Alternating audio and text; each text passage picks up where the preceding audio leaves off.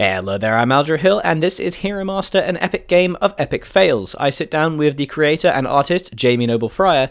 Well, we play through Tabletop Simulator, and we take a look at the full game and go through it, and he explains it. This is going to be quite a long video. I will put some timestamps down below for when certain elements of the gameplay actually start, because a lot of it is just explaining. But this is going to be a great thing to watch if you're interested in the game at all, or if you've never heard it and just want to know what it is. I highly recommend you guys check this out. It's on Kickstarter. It has already been funded, and it's going through stretch goals right now. So without further ado, here is the full game of Hero Master, an epic game of epic fails. This is Hero Master, an epic game of epic fails, where you play the worst heroes in the land. You guys are always consistently last picked for adventures, and often end up in the same party of bungling buffoons, while the rest of the worthwhile parties disappear out and go on kind of fantastic adventures. So as you're kind of like kicking your heels again in a tavern, kind of blissfully unaware that there's a dragon flying around overhead torching sort of nearby villages, you only become aware when sort of parties are kind of piling in and out and kind of rallying themselves for adventure to go and slay the dragon. And by the time you realise that you probably should have joined one of those parties, the dust kind of settles, you turn around and the same dopey faces are staring back at you. So in a kind of doomed, forlorn effort to go and to prove yourself so you can actually join one of these parties that you've dreamed of joining, you decide to muster your buffoons again and go out on an adventure to try and kind of slay the dragon and get some gold. So the idea of the game is to get as much gold as you can, with the focus being on the dragon's den at the end, which has a huge hoard. You play a game where you sort of draw a class and a race, and that gives you a kind of a combination of class and race cards to mix together to form a deck, which has some starting equipment and stuff. And you progress through the game, fighting monsters, and basically trying to kind of make sure that you are the one that sort of defeats the monster, because you guys, despite being in a party, this is not a cooperative game, this is a competitive game, because you guys can't stand each other. You're desperate to leave this party, like you're sick of everyone else's failure. You're kind of semi-convinced it's not your fault, and everyone else in the party is in the same position. So you kind of feel like you're above it all. So you're kind of not only playing attacks on the monsters, but you're playing your bungle cards, which also form your deck, on your fellow heroes as well. So they're the kind of like innate traits that the kind of tropes in fantasy, the sort of race and class tropes in fantasy would have. So the barbarian, he shows the kind of like the expected kind of attacks that a barbarian would have. So he would rage and kind of all that sort of stuff, like kind of like, you know, things don't hurt him when he's like kind of enraged. But on the flip side, because he's so big and burly, he's got no spatial awareness and just gets in everyone's way. He's not the sharpest tool in the box. The wizard, on the other hand, is kind of the opposite. He is so frustrated with everyone's like ignorance that he just gets he's really pompous about everything. And stops you from kind of using weapons unauthorized and what have you, because you didn't do the right necessary college training in magic to use them. So yeah, these kind of like silly tropes, and also, yeah, for example, the wizard is kind of not too fussed if you're in the middle of his fireball when he throws it. So that's kind of the ins and outs of the game. As I say, kind of because you are desperate to kind of leave each other, you're kind of just bundling and bungling through, trying to sort of make sure that you are the person that manages to get that kind of killing blow on the monster, because if you do, then you get the gold. And in that whole process, there will be a party leader. So every party needs a leader. But unfortunately, because you guys are such buffoons, you're completely insubordinate and can't stand being told what to do by the rest of the other heroes.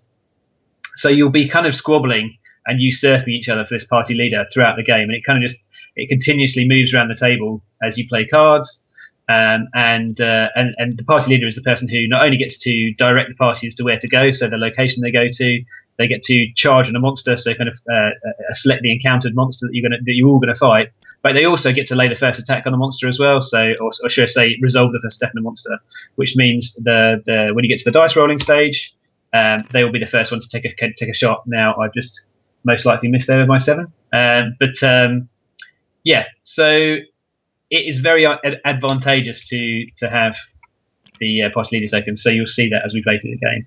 So Sam, you've had a little bit of experience with this at UKGE. I know you kind of enjoyed what you saw, and I think you watched the demo rather than played the demo. Did you? I played a really short demo. Super short demo. Like the sample thing, and then I stuck around and watched a bunch of people play because I liked it. Nice, yeah, cool. So yeah, you're kind of aware. This is kind of more for the benefit of any viewers that are kind of tuning into this. Yeah, kind of like the key elements of the game are very much kind of like the mechanics are hand management. Take that.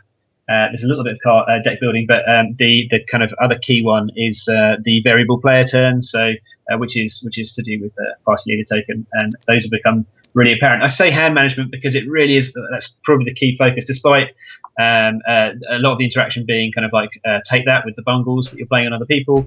But the kind of core part is hand management, because you're kind of thrown into a location with various monsters, and you only have your hand of cards to defeat those monsters with. So if you kind of burn out on the first monster, you don't have much or anything even to fight the next monster with. So you have to be selective about what you're playing. It is a fair tactic to just throw yourself in there and just go for it. But for the most part, I would say that yeah, you would want to save some cards. So Sam, I tell you what, I'm gonna swap seats with you because I've played it a zillion times and I'm a bit more familiar with Tabletop Simulator. So I'm going to place you in this seat so you can actually see the board straight up. It might be a bit easier. Sense, yeah. So I'm going to change to blue. I'm going to pop you. You're in white. That's great. And yeah, so hotkeys to remember on the game are, if you hold down Alt on anything, it zooms in so you can see it, and you can even use your mouse wheel to zoom in closer. Yeah, I've been doing that, looking around a bit. So yeah, if you press the so on the, let's do it on the critical fail cards, but if you press the F card, it flips them over, so that's quite handy. And if you press the R card, which I'll only do on these ones because some of those cards don't want to be shuffled, it will shuffle the cards for you. Cool. If you press a number from your keyboard over the cards, it will allow you to draw that number of cards. And if you you can like click, if you use like a quick click and drag, it'll drag one card. But if you were to hold down on deck, it picks the whole thing up. Oh, cool. Cool. So I've never actually used Tabletop Simulator, hence why I'm receiving this lovely tutorial. Because when it popped up with the "Would you like to use tutorial?" I just clicked no.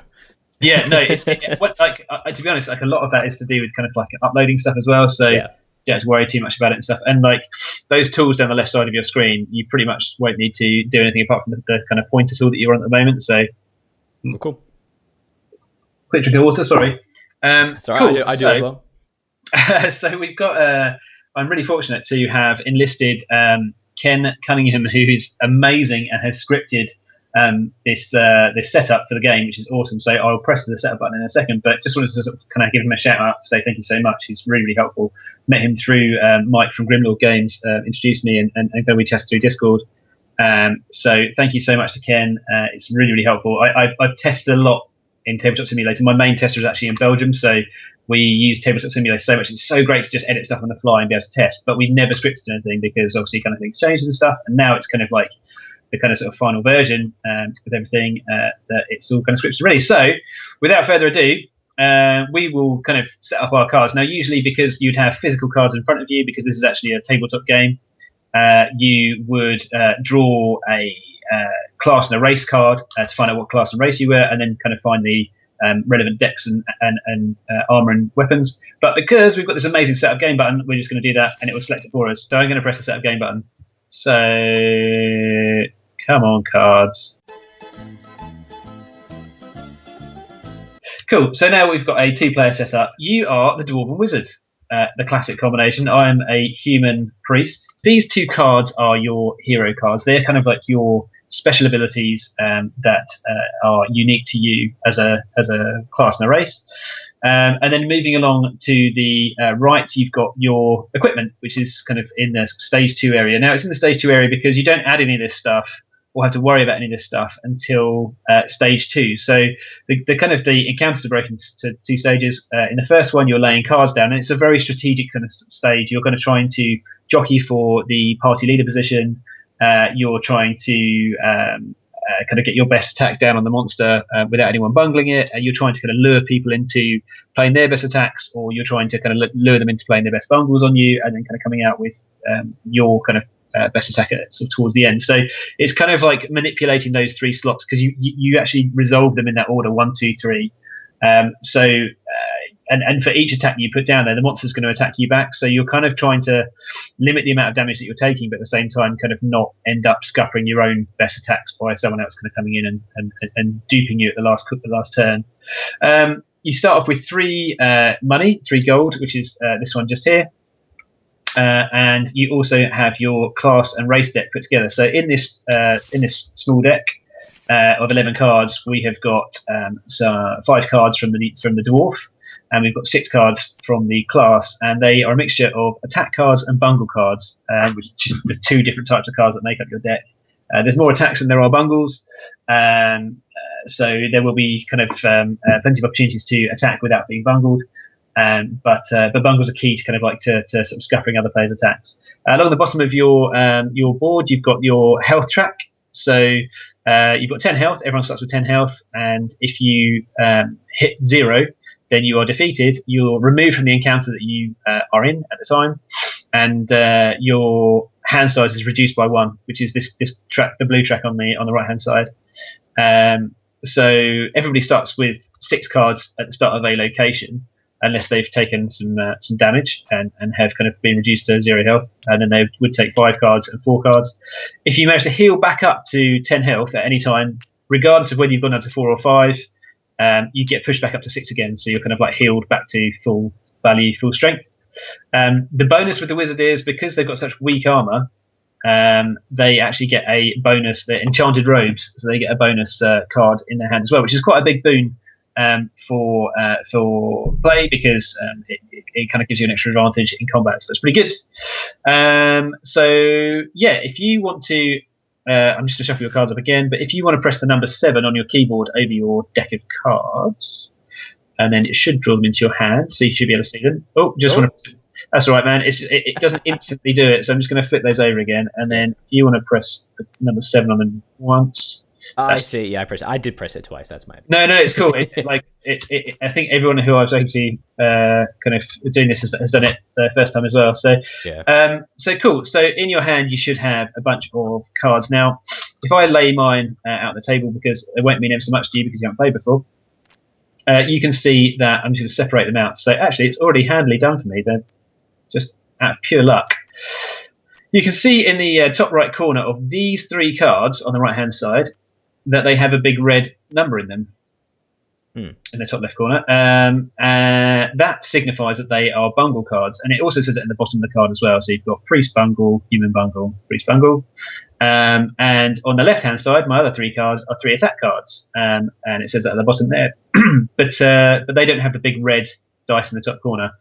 Now, for anyone who's played Dungeons and Dragons before, you will be aware that you critically fail on or many other RPGs that have a D20 system. You critically fail on on a roll of a 1 on a D20, and that's the same in this as well. You will critically fail, and these guys, being the buffoons that they are, will be critically failing all over the place. Now, to kind of emphasise that, because you've got kind of idiots in each other's ears trying to kind of put each other off. And not necessarily always trying to put each other off. Like, for example, my priest likes to dish out the blessings and stuff, but sometimes it might be when you're mid-stroke that she lays a hand on your shoulder and starts kind of gibbering rubbish in your ear.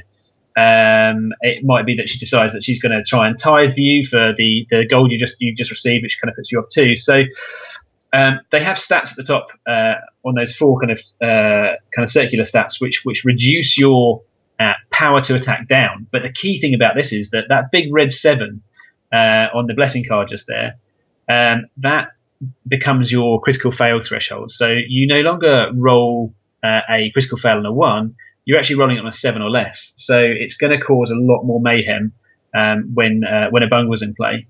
The chances certainly kind of go up. So what we're going to do is I'm going to just take my cards back in for now. And in fact, do you know what? I'm going to play open-handed because I think it's going to be easier for the video for everybody to see. So if I just leave them out to one side, because the key area actually kind of extends off the board. So as I say, kind of like when we were looking at your board before, you've got your lower kind of row of equipment, but in those top 3 slots you put your attacks, and then just above those slots where you can see kind of like it says bungle in small letters on the red. Yeah. Red line. That's where I would be laying my bungles on you, and you'd be laying them on me. So that's kind of, they do hang off the board just there. Cool. So when we are going to sort of begin out on our adventure, we need to create our location deck, which is this kind of series of cards here. So this is the final deck. Sorry, I've just pulled that away from you. This is the final location that we're going to go to, which is the Dragon's Den. So when that card comes up, you can see that it says you must choose this location. So you're kind of forced into that location. That's the primary quest we're going for. So we are going to create a location deck of cards that we have to kind of find this card in. So it always goes in the bottom 3 cards, and then we place 4 more random ones on top. So there should be a total of 7. We're going to ditch the rest of the cards to the box, and then this becomes our deck of location cards that we're going to play through. This is our treasure deck just here, so that has all of the treasure that we can go through. These are the critical fail cards, which occur when you roll on that critical fail threshold, whether it be a 1 normally or kind of 7, 8, whatever it is on the bungle card. These are protest cards that I'll go into in a second, but they are basically kind of like, they're almost catch-up cards. So if someone is absolutely dominating, because again, you guys are absolute buffoons, you will be whinging your way around the dungeon, complaining that you're not winning, and that kind of resonates in these cards, kind of which are kind of thematically applicable to that situation. We've got a deck of monsters here, which I'm just going to flip over, and then this one, which I won't flip over, is our deck of bosses, which on top is actually the dragon herself, Crackletooth, and then but I will explain those as we get to them. I'm going to, just to make things easier, because I'm going to run you through how kind of things work and kind of laying cards and stuff, I'm going to take the party leader, but you usually roll to see who kind of goes first. Now, getting the party leader is great, it's really good, it's helpful, but it changes hands so frequently that the advantage of kind of being the party leader at the very start of the game isn't that massive. So I'm just going to take that for now, and then what I would do is, as the party leader, I get to choose from 2 location cards and see which one benefits me the most. So definitely this one is going to benefit me. So I'm going to take of these 2.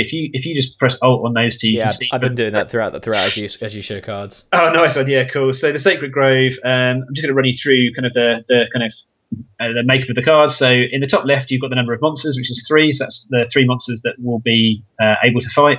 The name of the place, which is Sacred Grove. You've got 4 treasures available there and 9 gold. Now, interestingly, rather than just kind of like killing a monster and receiving the reward, if there's no reward left in the location, you can't receive anything. So it becomes a bit of a race, an arms race, to kind of like try and get it stuck in and get involved with the monsters before everyone else does.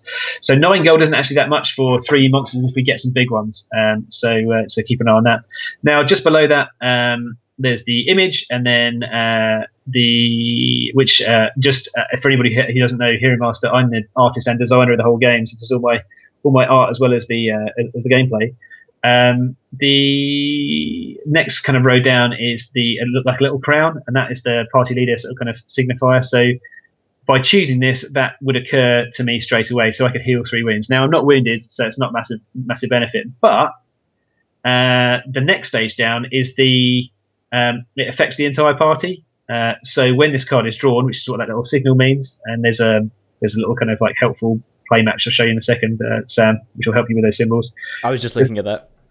It says Faith Heroes may draw 1 additional action card or refresh a hero card. So I'm going to choose this one because I know that it's better than the Tundra Tunnels.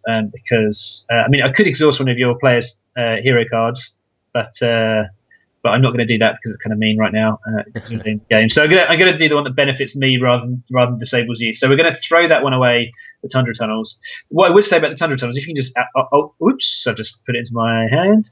If you just Alt onto that again, you'll see that. So usually, like usual, top left, number of monsters, title, amount of treasure, amount of gold. But just below that says Beware the Ice Golem. Now that is when you dip into that pile that has a dragon on top, and you find the Ice Golem. Ooh. And that one comes into play kind of in one of the slots on the monster board. So it's a kind of a stronger monster with more loot and stuff, but not for the faint-hearted. So yes, those monsters. And the cool thing about those monsters is if you don't defeat them, they get put into the main monster deck as well. So they might turn up in other locations if you don't defeat them. So we're going to go for the Sacred Grove. It doesn't have any fancy monsters, but it just has the regular ones. This one is a particularly non-fancy one. It's a Goblin Runt. In fact, the Goblin Runt will go straight into the Ambusher slot, which is just there. And then we've got some rats. and then we've got an warrior. So this is a particularly weak location, but I quite like that because at the start of the game, it's nice to have some kind of weak stuff just to cut your teeth on before you get stuck into the big stuff. You can still hit the big stuff, and you can still kind of like get away with defeating big stuff at kind of like your kind of basic starting level, but it's a bit tougher. And yeah, so this, I think we're gonna do some damage here to these guys. Now along the top here, these 3 slots, one with the missing monster in there. These are the lurking monster slots, which are kind of lurking the monsters that are lurking in the sacred grove location. Now the one that's on the bottom row here, opposite the sacred grove, is in the ambusher slot. Now when we decide to fight a monster, we can, as the party leader, I can choose which monster we're going to fight. So I could take one from any of these slots, including the ambusher slot. But if I don't take it from the ambusher slot and I take this guy, if this guy hits us, the one in the ambusher slot is going to get a cheeky, like, free attack on us. So he can also roll to attack us too, and we don't get to fight him back. He's just kind of taking a prod from the sideline at us. I could choose him, but if there's anybody with the ambusher trait, now if you zoom in on the goblin that I've just moved across, he has actually got the ambusher trait. So if he was up in the top row, he'd move down into the ambusher slot.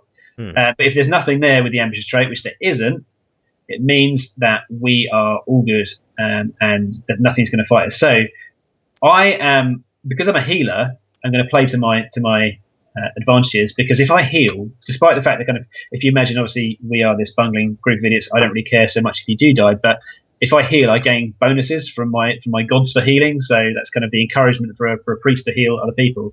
So I'm going to hope that you're going to get injured by this goblin. So I'm going to leave him there to kind of try and poke at you when you're attacking him. So that's kind of a bit of a bonus for me, just being there. I'm going to try and get rid of these rats because I don't want to. Their special kind of perk for them is that they have disease, so I may not heal when encountering this monster. I want you to get hit. I want me to get hit, so I kind of can get some wounds, so I can start to do some bigger attacks on different things. So I'm going to try and get rid of them straight away, and hope I can start to do those fancy things with the orc later on. Yeah. So there's things to think about with different races and stuff. Now the wizard's a bit more straightforward. This is a bit of a high-powered, glass-jawed kind of guy, as you can imagine. The dwarf kind of like puts a bit of a different spin on that because he's pretty tough. You'll quite like him as well because he's got a fire attack, and that dovetails really nicely with the wizard. The wizard is all about the fire in most cases. He's also got an ice staff, so you can progress kind of down an ice route as well, but he's mainly about fire. As I say, the wizard is all about the priest is all about the healing and stuff and sort of spirit damage, and the human is kind of the joke is that the human is always the class that everybody plays first, just to try and work out the game, like kind of like in any RPG that you play. So their special move is vanilla, so you can change stuff to regular damage rather than using anything fancy like fire and ice. So what we're doing when we're looking at monsters is, I'm going to just kind of use the rats as an example. We are going to I'll just put the rats out in front of you, and then I'll start to lay some cards down that will kind of like make sense. Yeah. So if you look across the top of the monster card, the 11 in the shield there is actually the roll that you need to hit the monster, just to even kind of consider doing any damage to it. So and that would occur in the second stage. As I mentioned, there's 2 stages to combat. So the first one is laying cards down. You can lay up to 3 attack cards in your attack slots, and as many bungles as you can fit on everybody else's slots. Obviously, if you were to do that would be all of my 6 cards gone on some rats, which don't really yield very much. So I won't be doing that. But once I've bypassed that 11 with a dice roll, I want to just make sure that I equal or exceed one of those 4 stats at the top there. So the 2s and the 3s. So the 2 regular defense, 2 fire defense, 2 ice defense, and 3 spirit defense. So I want to make sure I bypass at least one of those. The top right icon is the amount of damage that they're going to do to you if they hit you, and they hit you by, if you zoom in on your wizard's armor there, just there, you will see that you've got a 6 in the top right, so they need to roll a dice, a 6 or more, to be able to hit you to do that 1 damage to you. I am weak. Yeah, super weak. I mean, mine's 9. It's not incredible, but it's certainly better than yours. In a way, I'd almost rather that we swapped our armors over, because I want to be healing myself as well to kind of get myself some bonuses. So it kind of hamstrings the priest a little bit that they've got a kind of a better armor. But so you're kind of rolling the dice at the same time as the monster when it gets to it. But we'll come to that in a second. So for right now, I just want to make sure that I'm equal or exceeding one of the monster's defense values. Now, when you see some of the bigger monsters, let's just grab, for example, where was that ice golem that we were looking at before? So if we look at him now, I look at my cards in front of me, and I've got kind of like lots of 2s, to kind of fight these different monsters with and stuff. Now, I'm nowhere near kind of defeating this monster with those different values. So that's when you need to start considering on your bottom row of cards, your weapons, and also your hero cards that will give you kind of like bonuses to your attacks and stuff. These cards are exhausted when used, so you need to use them wisely. They're not kind of like every use situational kind of cards. They once you use them, they do get exhausted, and with your hero cards, it takes quite a bit to get them back into play. You need to play a card that kind of allows that. But with your weapons, they get refreshed when you move locations, so you kind of get to use them once per location unless you can refresh them in the meantime. So the key kind of takeaway from that is just go easy with them and kind of like make sure you're using the right position. You don't have to commit to using them until the second round of combat. So it's not like kind of when you lay your card, you have to kind of push them in, because you may get bungled. You know, so various things might happen. The card might be kind of removed from the game. So you don't actually have to commit anything until the second kind of phase of combat. So that all sounds like a lot of information to take in. But what we'll do is we'll play through a couple of different kind of hands and kind of see how you get on. And then if you've got any questions, obviously just fire them to me as we go through. But for the time being, we've got some very, very easy targets, which is quite a nice way to kind of like to start this game, as I say, and kind of like and work out plays. So if I was to play my Battle Hymn card in my first slot, now I like this card because not only do I now have, looking at the rats, they've got 2 regular defense and 2 fire defense. I've already equaled those. So unless you bungle me and reduce my values down, I'm doing pretty good here. Like, it also gives me a +1 to my dice roll as well in the top left, which means that I'm going to hit these rats on a 10 rather than 11.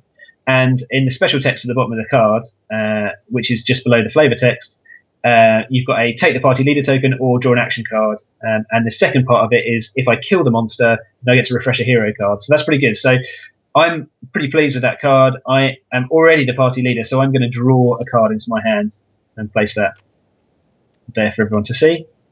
So now it's your go. So play continues to move around clockwise from the party leader. So it will be on your go. So if you look in your card of hands, your hand of cards. In fact, if it's okay with you, I'm going to pop them down the table just to go ahead. To kind of, in fact, we'll put them out to the side again, so they're not in the bungle zone. Let's put them over there. Well, good. So I'm going to separate this out to bungles and stuff for you too. Yeah, no worries. Cool. So you've got a nice selection of 3 bungles there and 4 attacks. So, question about the order of play. So you play an attack now in your bit, and then it's my turn to. Is it my turn to play an attack or a bungle, or is it my turn now to play an attack? That's a very good point, man. Yeah. So whenever you decide to join an encounter, now you don't even have to join this. You might just sort of think, well, you know what, those rats are rubbish. I'm not even going to bother with those, or kind of maybe something's too strong for you and you don't want to kind of get involved, or maybe you're just saving your cards for another time or what have you. You can turn down now. You can just say, look, have that monster. You fight it on your own. That's no problem. But if you did want to get involved, because it's quite a nice, easy prize to get a hold of, then you have to lead by playing an attack. You can't come straight in with a bungle because you've got to kind of establish yourself there. So yes, you're absolutely right in asking that question. Now, what I would be doing at this point if I was you is looking and just sort of seeing where my cards kind of marry up with other monsters. So that's all good. Once you put it anywhere near your kind of border, it kind of like try to pull it into your hand. So you've got Gold Lust there. Now, that's pretty helpful. That I would benchmark that for the Orc, because if you read the text on that, it's gain 1 spirit damage for each gold listed on the monster. The Orc has 3 gold, so just by playing that card, that's going to be enough spirit damage to take out the Orc. So keep that in mind. Insubordinate's great because it's a really strong attack, and it means that you take the party leader token. For me, that's a late kind of location attack. So kind of like when I've got less cards and stuff, you play that attack, because not only does it take the party leader token, you want to be in a position where you're playing that card late, because if not, there's a card. There are going to be cards in my hand that I could probably take the party leader, take them back, and it's particularly frustrating for you in that situation because the dwarf is such an insubordinate, grumpy guy. If he's not the party leader by the time you resolve the attack, which is the second part of this, then it has -3 regular damage. So all the while he's like, boasting and being the party leader, he gets 5 regular damage. Yeah. As soon as someone takes it off him and starts telling him what to do, he loses interest, and he'll be sort of only have 2 regular damage. So that's one to kind of like to save 2. This was quite handy because it could actually dovetail quite nicely with your insubordinate attack, because that also takes the party leader again. So you could play this one down, expecting me to then take the party leader off you, only to take it back again at a later date. And Hot Forge Temper is great. I love because it dovetails really nicely with your wizard abilities, which are kind of very fire based, and also it means you can refresh a hero card, which is even cooler because it means that you can continue to kind of play your special abilities. So you've got some really cool cards there. It's entirely up to what you do with them. I would almost. I mean, they're all good to save. You could, based on the fact that the giant rats only need that there is a 2. You could just play your teleport card straight away and take the party leader token off me, and just hope that I don't take it back on and bother with the rats. Yeah, that's what I was thinking. Or I was thinking of playing Hot Forge Temper and using a hero card, but is it actually the? Oh, that's when you lay the card. Okay, so yeah, that's only useful if you've already used a hero card. That's exactly that. Exactly that. Yeah. I see. Okay. So yeah, no, I think I will actually just play teleport to. To smash. Sorry, no, it's insubordinate to take a party leader token rather. Okay, you're gonna go for that one. Cool. Oh no, teleport also takes party leader. My bad. Yeah, exactly, and it's a weaker card. I would potentially go for that. Yes, sorry, I didn't see that today. So yes, I will. On my... Cool. So Zing, that one goes straight over to you. Now, because I'm a fool, I went and kind of being kind of a bit boastful. I went in and played my battle hymn straight away, singing my victory song already. And I took an action card rather than the party leader token because I was already the party leader. Now I haven't got that card to take it back from you. Yeah. So you're currently party leader. So I'm going to look through mine and see what I can do. Now I've got nothing else that's going to be able to take that. But the cool thing about this is that I could, you know what? I've got cards that I want to save again. Okay. That doesn't help me very much either. Glad to be of this service. Do you know what? I'm gonna. Okay, no, I'm not going to. Now I could play the Tide card because that has a -2 regular damage against your 2 regular damage, which would make it a 0. So then you'd have to kind of put in something like the Staff of Inner Fire, which is probably your best weapon, with the special rules on it to hit the giant rats. So that kind of is pretty good, but because the special rule on the Tithe means that I get half of your gold running up. Now, this has only 0 gold though. It doesn't give you any gold, so that's kind of pointless. I'm going to go for the underachiever because I can only play that when I'm not the party leader. Because as a human, you're kind of sort of like always just complaining about kind of what you can and can't do compared to the other races and this, that, and the other. So I'm going to play that on you. So that's now reduced your attack to 0, which now means that well, I'm not party leader, but there's a very good chance now, unless you roll a 20, which doubles your attack value, you're not going to be able to defeat this giant rat without adding some sort of weapon and stuff. So I'm playing in hoping that you're going to kind of like start using up your key assets on this rubbish monster. Now, I don't think it's just between you and I. It's not a bad idea to use your key assets and stuff because you can still refresh things as we go. Even if, and also particularly right now, you haven't. Staff of Inner Fire is really, really good if you've got the wizard's like fire attacks in your hand, but you don't currently. So I wouldn't know that necessarily. So that's kind of helpful. So I would, if I was you, I'd be like, you know what, I'm going to pass here because I'm still going to use my Staff of Inner Fire. Jamie's not going to try and get the party leader token because he thinks that I'm not going to waste my Staff of Inner Fire on this and what have you. So I would pass if I was you, unless you wanted to play a bundle on me, which is probably a good idea as well. I was probably going to do that, yeah, because otherwise you can use your hero power and your weapon and refresh all of them. I can. Yes, because your battle hymn refreshes a hero card if you beat it, and your hero card refreshes a weapon if you beat it. Exactly, yeah. So that's kind of handy. So yeah, I mean, I've still got to hit the guy first, but you're absolutely right. So just one question about the order of it. So sure. You started it. You played an attack. And if I want to then, on my turn, also join, I also have to play an attack. Yes. And then on your turn, you can either bungle me or play an additional attack. Is that correct? You're absolutely right, man. And then it keeps going until either all attacks are filled or all bungles are filled. I guess you can only put one bungle per attack, right? That's right. Yeah. So unless everybody passes, and in most cases you won't hit 3 attacks unless like things go bananas. Yeah. Like I don't know, you're fighting the dragon and everyone just gets stuck in. But with regard to the first, second, and third attack, if it does all go to hell, and we've all of us have played 3 attacks and 3 bungles, do we then go through each attack in turn? We do. That's right. Yeah. Okay. So that's why bungling it and getting hurt each time. Okay. Yeah. So you are really bungling through and kind of just getting beaten up on the way through. So and that's why it's so. This kind of laying of those 3 cards becomes, especially kind of when you're fighting something that's a bit stronger than a rat, becomes so key, because you are starting to kind of think, well, I know I'm going to get bungled here at some point. Do I put down my weakest cards and hope that they bungle me? Because also, not only are bungles,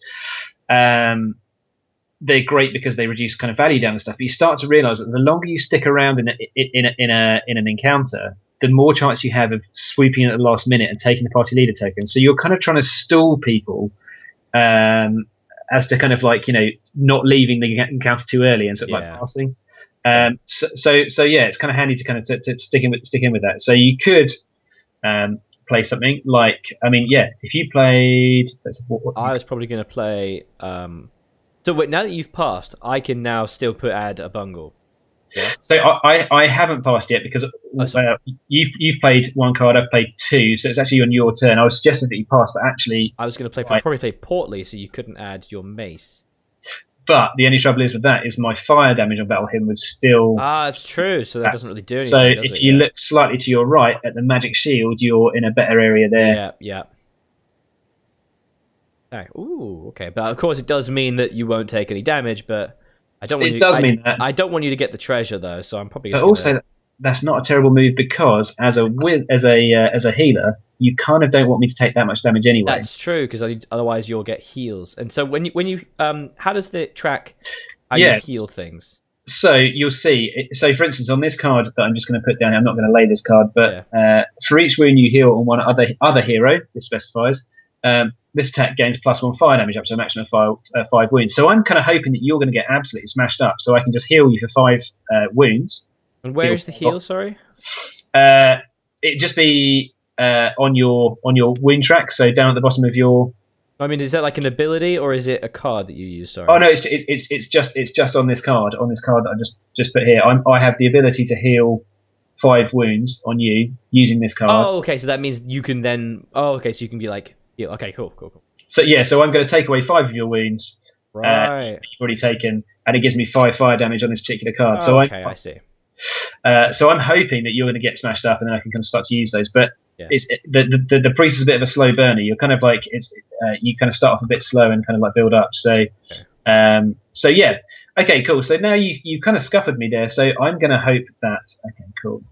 Yeah, why not? I'm going to do what you said, but it does mean that I'm now risking, if I miss, when it comes down to it, if I miss this rat and I've committed those 2, that's kind of just demolished me for the rest of the location. So do I do that? Do I not? We'll have to wait and see. I'm going to pass right there.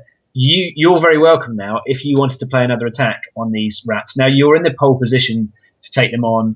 You've got a weapon that will be able to do the damage on them and stuff. In fact, you could do it with your ice staff. That's what I was thinking. To use the ice staff and save the fire for later if I get more fire cards. Perfect.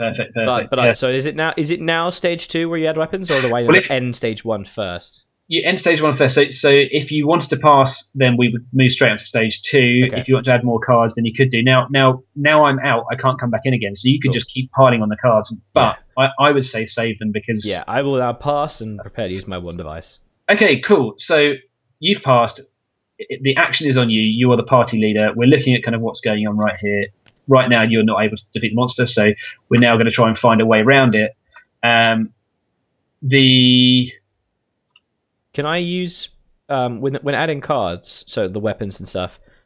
What determines? Because hero card used any time. So I was thinking to use my dwarf card so as to gain an additional treasure. I would 100% do that. Yeah, now the damage. Yeah, it's you gain regular damage equal to the as in you gain regular damage against the monster to hit equal to the amount of treasure listed on the monster card. Now you gain 1. It doesn't really help you in any way. But I'm sorry. I thought that meant I took damage. Oh, that's actually even more powerful then. Because that's even more powerful. Yeah, it's really handy. But it's not that great in this situation against these guys. But what you're playing for here is the fact that you're getting the easiest option to hit them, and you're hopefully going to get an extra treasure out of it. So I would 100% play that there. I think one thing I'd. Yeah, absolutely. So what I would do is, rather than flip it just yet, is just commit it. Okay, cool. Commit it. So you can see what's going on right there, and then kind of we can work it out. So I'm just going to spin my camera around so I can actually kind of see the full lineup and zoom in. So I'm going to, just for ease of viewers at home, I'm going to pull this guy right down here. Not to forget that the Goblin Runt is hanging around at the inside. Oh, I did forget it. Okay, that's not a big problem because it's not a big deal. Two damage to you. It's all good. But okay, so we need to work out now what we're going to hit the rats on. So because you've got a +1 for your teleport to hit, and you've also got a +1 on your one device to hit as well, that's going to be enough to hit the rats on a 9 rather than 11, because you're taking those off your roll. But you're also going to roll the black dice at the same time too for the monster. We know that you've got enough from your one device to defeat the monster via the power of ice. Because that equals the rat's value, and you're going to get some extra treasure. So that's cool. So we've worked that all out. We're ready to go. So all you need now to defeat these guys is a 9, and all the rats need to lay some damage on you is a 6 or more. Boy, so I'll roll both of them, yeah? You roll both. You're the green, monster's the black. Boom. Nice. Okay, well, both take damage. That's all right. That's all good. So let's just take the damage from him first, and let's also just roll for the Goblin Runt, who's going to ambush you too. So he's going to have a quick cheeky one on you as well. He rolled a 3. Don't have to worry about him. He's useless. But you have defeated the giant rats. And do you know what I've done? I've got so excited about telling you about the game. I've not actually laid out the treasure cards and stuff. Oh, so you actually do see the treasures? Yeah. Oh, so do you get to pick from the pile? You get to pick from the pile, yeah. Oh, so treasures are laid out in front of you. And do those go in my hand? Those, depending on what the card is, they're active straight away, as in they're able to use straight away. But some of them, as you can see, in fact, we've got some of them are attacks. Three weapons right here, which says at the bottom of the card. But also in the image, you can see there's like 2 kind of blades either side of the card. Yeah. Which is different to the one in the bottom left. But as I say, it says in big letters at the bottom of the card as well what they are. Yeah. So yeah, and I'm also just going to dish out the gold as well that's available at this location. So we've got 9 gold. Not that you're going to need loads of that, but 8, 9, cool. So yeah.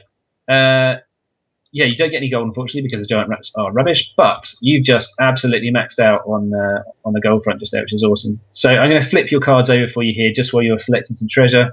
Yeah. Are you only allowed to have one active, like obviously 2 active weapons at a time? Does that replace, if I replace it, does it go back in my hand, or is it discarded? It's kind of, it goes into your stash, which is basically like a permanent discard pile.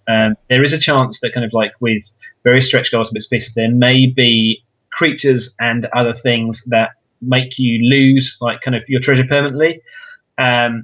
So just, we keep those in the stash just in case that happens, because they would be able to come back into play. So you'd always have 2 weapons, but you might go back to your basic ones if things disappear. Now, if you take a weapon, it comes in refreshed, so I'd get rid of that one. And also the one device is much weaker for you than the staff of Inner Fire. So yeah, I would remove it. I'm going to put that to one side for now. Sorry to clarify. So I use a weapon, and that. So you use a weapon, it would normally be turned over like that, but because you're refreshed, until it can be refreshed, which is usually the end of the location. But there are some cards that refresh it in the meantime. But you've got these 3 weapons here that, because you're taking 2 cards, you don't necessarily have to take a treasure. If you don't want to, it's completely optional. So if you didn't want to take a treasure, or you could take a treasure and put it in your stash as well. So you could say, I'm going to take that, but I don't want to use it. I'm just going to put it in my stash, because you can sell stuff at certain locations. But I can't use the stash. I can't take from the stash. You can't use the stash. No. Okay. I just left it behind. there's potential essentially for a campaign version of the game, which is in the current core box. It's just a standalone game, but you would be able to potentially sell treasure that you picked up that you didn't use. So and kind of like and go through. I'll definitely take the telekinetic toga because it's an attack. Because I can add that to my deck, can't I? Goes straight into your hand. Yeah, so that's my hand. Yeah, even better. So that's cool. That one, just demonstrate. Yeah, that's cool. And then the other one I would want to take, it's probably the overworked. Well, the overworked staff looks really cool. So if you kill something with it, you can refresh it and you get extra gold. But if it's ever has a critical fail, it's gone forever. It snaps. Yeah. Yeah. Okay. So a single, basically like a hope and pray it's gonna get bungled. That is a situation where your stash comes back into play, because if that does break, then you come back with your one device again, and you're back in play. Okay. So it's I don't know what to do. I'm thinking I might take one bash and I might chuck that in place of the ice and put that in my stash. Cool. So just to clear down, this guy, he is going to disappear from the game because he's been defeated. So he'd technically go back into the box, and we're going to clear down. So the attacks that I have laid out are now just scuppered and gone. They just get discarded. I didn't get around to use them, but that's no problem. Your bungle goes back into your discard pile. Oh. Mine goes into mine. You're going to clear down yours, and you remain the party leader. Now, if you weren't party leader and you defeated that monster, you would become the party leader because everyone kind of concedes in the party. Yeah, all right. Fair enough. You can be the party leader. You just killed something. Yeah. So you would take it anyway. But because you were already the party leader, you've got it. The only negative situation that you've had out of this whole thing is exhausting your dwarf card, which will come back as and when you're ready to kind of play another card, which brings it back. But for now, looking really pretty. You've not got more gold, which isn't, they are the victory points. But you've certainly set yourself up for a strong start to the game by two treasures straight away. The dwarf card's wicked, and I think it's really underrated. It's like getting extra treasure early is really, really. Especially if you kill the first thing, because I can take the two best ones. Exactly, yeah. So it's pretty cool. Right, well, there you go. I am now with 5 cards. You've got a significant number of cards still. You've got 6, so that's pretty cool. And I actually drew an extra card as well. So had I not done that, you'd have had 2 more cards on top of me. I'm sorry, I'm just going to adjust my headphones. Go ahead. Cool. So you, as the party leader, now get to choose the monster that you want to fight next. Now, you might want to pull the... It's up to you. If you want to go straight in with the orc, you're very welcome. I'm going straight to the orc.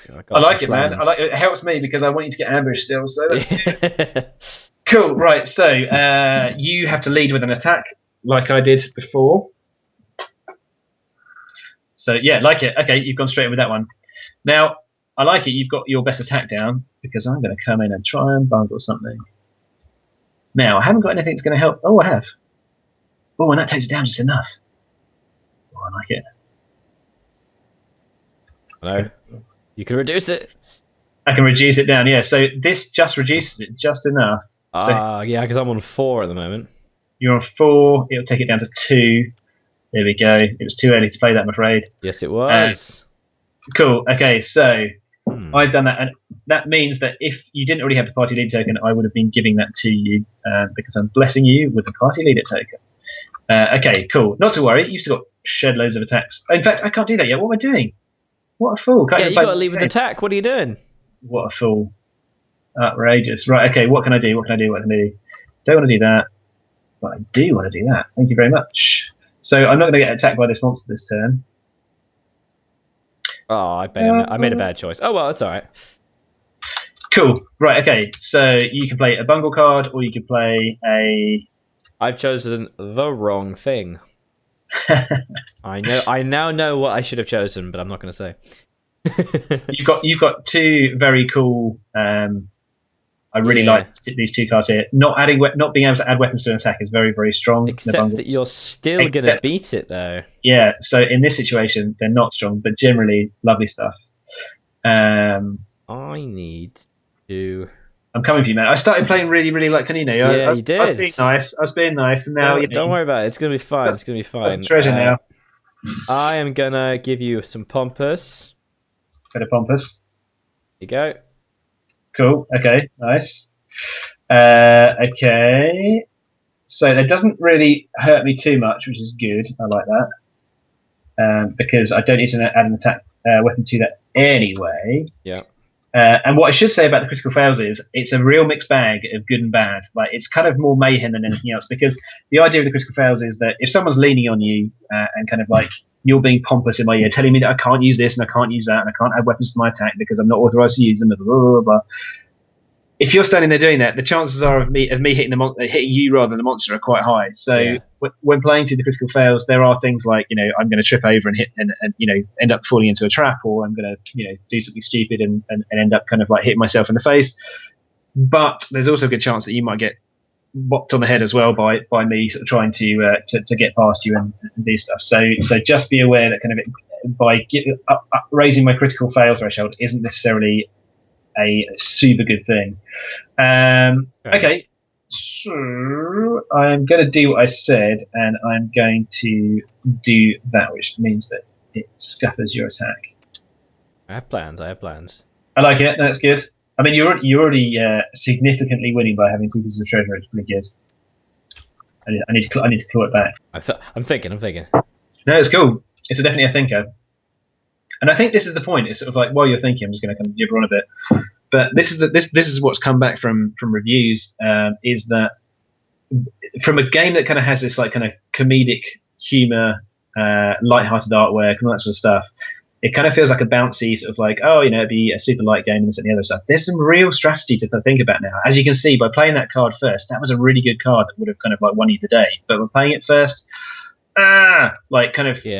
that's kind of put you in a difficult position now to kind of play forward. There's obviously stuff you can do, and there are ways of removing bungles in some kind of like cards, but there's very often you're kind of like having to work this 3-card kind of like layout. Now the different kind of classes that you play and different races that you play have different kind of abilities, and the rogue, for example, is the master manipulator of that track. They can kind of move their cards around, sneak about, come in and out of combat, move their like kind of twist their cards around. Same with the halfling to an extent, because they're kind of they're slippery.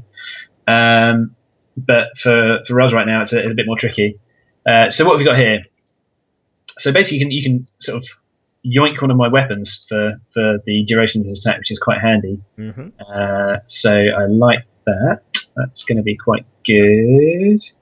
Okay, now because this guy has got the most. Move them out of the way. You can see what's coming because I'm going to bungle you now, right? Oh yeah.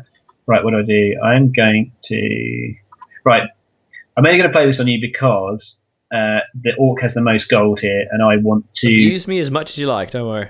I'm hedging my bets on the fact that if you do take this guy out, then at least I get some money out of it. Okay, cool. So you can't bungle me currently because I haven't got another attack down. All right, I will pass. You're going to pass. Okay, cool. That's all good. Right. Okay, I am going to. Yeah, I got to pass too. I'm gonna run with that. I think. Unless. Cool. And then it's now stage 2. Yeah, it's now stage 2. Do you know what, man? I'm not going to pass. I'm going to play my Hammer of the Gods card down just for. Because otherwise I'll have nothing left. I've got one left for the goblin later on. Cool. Okay, so we've both passed. It's stage 2. You're still in the driving seat with the party leader token. Boom. All right, I'm going to play Wambash. Wambash. Let's have a quick look. What's that going to do? So that adds to your. That's +3. No, it's not. It's oh my goodness! I didn't even notice that. Yeah, that's why I was trying to be very quiet. Yeah, I love it. You said you've got plans, and you do have plans, and that gives you a +1 to hit the guy as well. So you're going to hit him on a 12. What else have we got there? Is there anything else that is going to do anything to that? No. As long as I roll a 12, I kill it. Cool, like it. Okay, so you got a 12. If you hit a 7 or less, you are going to bungle. You're going to critically fail. Because of the bungle I laid on you. He needs a 6 to do some damage to you. So yeah, roll them bones, man. I played Telekinetic Toga because I wanted you to play Tithe and get rid of it. I love it. Oh, I love it. That's so clever. Also, it does mean it's still a 12, so I mean I have less than even chance. But still. No, that's okay. Good. It's still a pretty good chance, man. I'm just clarifying, you can only use one weapon per attack, right? No, you can use multiple weapons per attack. You can commit as many of your kind of permanent cards on the board as you like. Oh no, but it doesn't matter because it doesn't improve my attack, so it doesn't matter. It doesn't improve it, no. Yeah. No, so I wouldn't worry about it for now. I'd save All right, that. let's do it. So if you were to drag a box around those two, you can roll them at the same time. Oh, I was just hitting. Oh, that's cool. All right, let's do it. Oh, there's also also the ambush as well. Yeah, think about that too. Wish me luck. Good luck. Oh yes! man, it's nasty. Right. Okay. Cool. Oh man. Just one more clarification. Because obviously we both hit each other. Do we both strike each other at the same time? It's simultaneous. Yeah. Okay, yeah. Great. So in the case that say you defeated each other, that you were on sort of 0 health and he was on that you defeated him too, you would still take the wounds. You would still take his reward, but you would be punished for dying as well because you also lose 3 gold when you die. So you take the reward first, then you lose the gold. All right. So say for instance, if you had 0 gold when you defeated him, you would take the 3 gold. You'd actually put it back again because you're punished for that. So he's done some damage. Let's just roll for the goblin as well. He's going to have a go at you too. This goblin is rubbish. Absolutely right. Come on. Okay. So let's just clear your board down first before anything else. We're going to flip that one over. I'm going to take my cards back. Bye. Indeed. I'm going to take those. Stupidly, I committed another card right at the end there. I did not see that coming at all. I felt like I was sitting pretty right there. Okay, I played the own creator of the game. Like a fool, yeah. So let's take your 3 gold first that you get to take from him. Wonderful. And you get to choose one of these fancy weapons. Now, again, because the weapon's there, I'm not too sad that you're taking another weapon here because I don't think you're going to change from what you've got. Maybe you'll change your staff. I'm going to take overwork staff. I'm going to put it in my stash. Okay, cool, nice. Lovely stuff. Okay, so and he is dead and removed from the game. So there's only one. I also need to discard a card because he donked you. So just so you can zoom in on that one again, he has the bruiser effect, which means discard a random action card. So if I'm just going to flip those over for you very quickly, give it a shuffle, take the top one. And it's that one we're going to get rid of. No. Cool. Okay, so yeah. Now, again, with this final monster, you don't have to attack it. If you don't, you do pass the party leader taking the cross. I'm assuming you're going to want to because you've got more than enough damage in the bank to take this guy out and take. Do I reshuffle my hand every location? Yeah. So yeah, this is the hand management side of things. So we're kind of like. Fortunately, we've been fighting some very weak monsters, and that only really has to do kind of one kind of card out on each of them. But so we're left with something left over. I've got one card to kind of fight this guy with as well. So yeah, I'm gonna play it. Yeah. So yeah, you might as well go through and play. Cool. So yeah, go for it, dude. Now again, I'm an idiot and haven't got anything to be able to. You're going to cream this guy as well, I think. And have a full wipe in this location. I played my card. You can play your bungle card on me if you want. That's the plan. Yeah, I might as well, right? Yeah, absolutely. Cool. So, I love that it locks automatically to it. That's amazing. Yeah, that's part of the scripting. This is actually you might have noticed if you've been watching this video from the start that the board changed. The reason why I actually went with a more simple board. This is actually the board that I don't know if you remember, Sam. The the UK Games Expo kind of table that I use. This is the print version of that, but I kind of like stuck it on here, and then we've actually changed it to a simpler version so you can track things a bit better on the. It's always a bit easier to play tabletop games in person than on like Tabletop Simulator and stuff. So we kind of simplified it down, but because that was breaking on the on the scripting there, I've just reverted back to an older version. So if you want to why it's changed, that's the reason. Cool, man. So you've bungled me. I mean, I've passed because I've got no cards left. So you might as well go for it. This guy is going to die on an 8. So in fact, a 7 for you because you've got insubordinate. You could commit a weapon if you wanted to. I don't think it really helps you very much. You could. Question: do you refresh hero cards on location? No. So I will not commit my wizard then. Yeah, I was going to suggest committing the wizard because if you were to do that, then you change that into and I would gain a heal as well. Yeah, and you gain a heal. Yeah, so it's up to you. But I would save it because it's such a nice ability to use for. What is a fire weapon status? Basically, when if you were to change that to have some fire damage on that weapon, it gains fire weapon status. Oh, okay, so basically that means if I use my wizard powers on it, I heal 2 wounds, and as long as the damage is at least 3, I heal 3 wounds. That's right, and it would be if you had a fire attack as well. But right now with this one, your fire damage would only be 2. Maybe that should be swapped around, I wonder. What's that? Because the top text on that is only applied on specific instances, whereas the bottom text is applied every time you apply wizard. Yeah, I think you're right. That's a good plan. I like that, man. There's always time for refinement. Yeah, so hang on a second. I'm just making a note of that right now.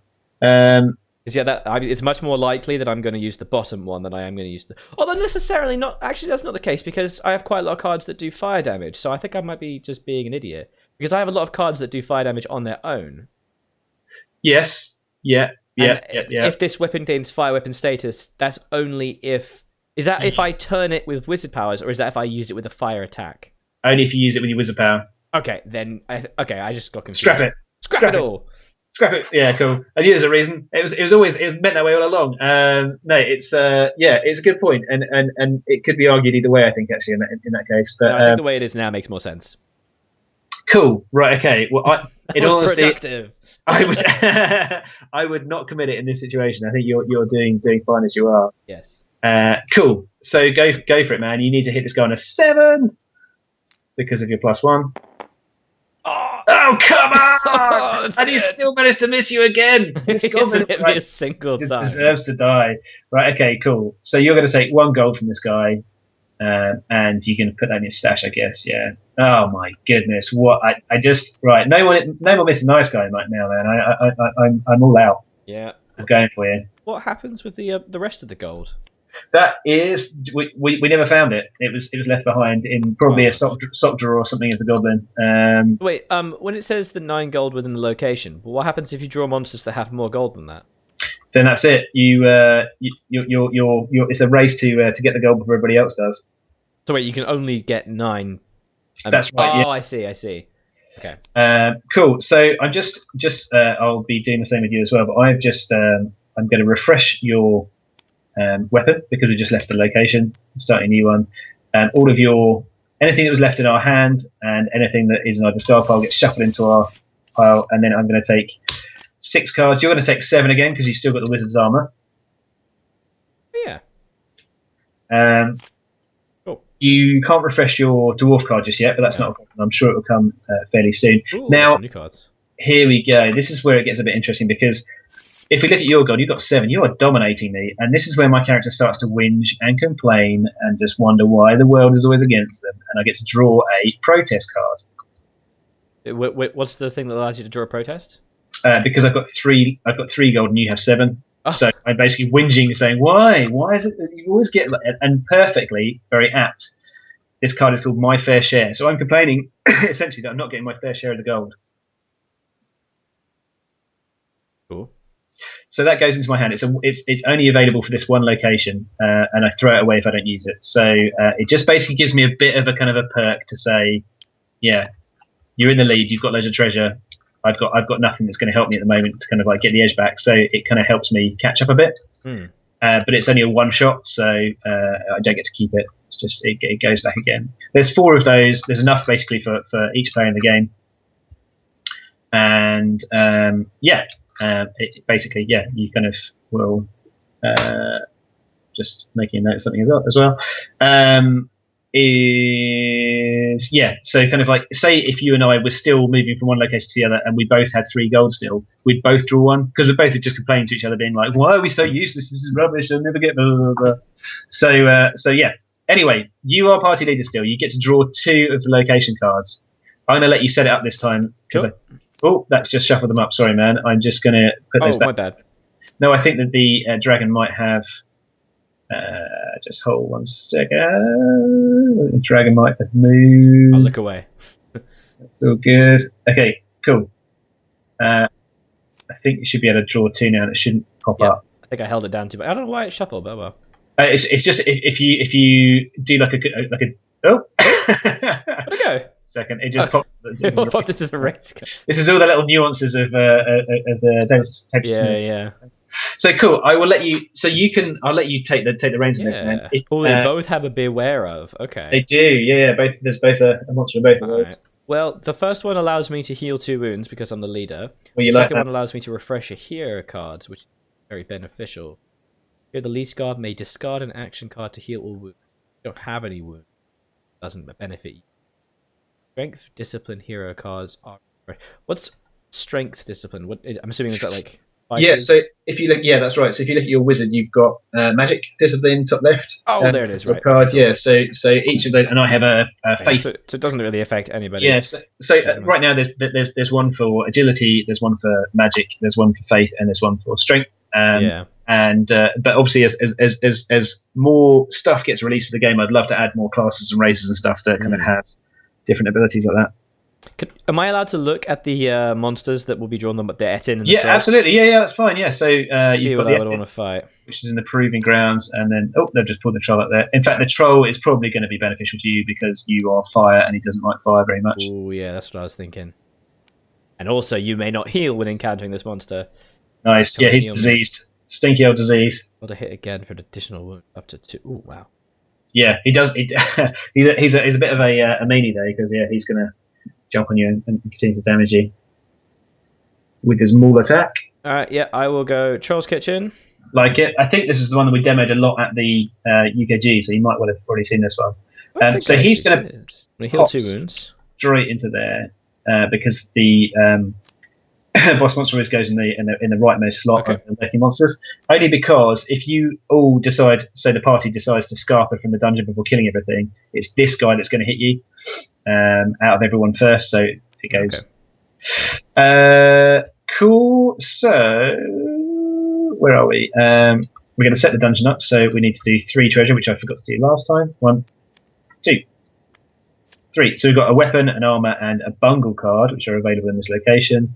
There's how much gold? There's 10 gold, so 5. Oh, that armor is wonderful.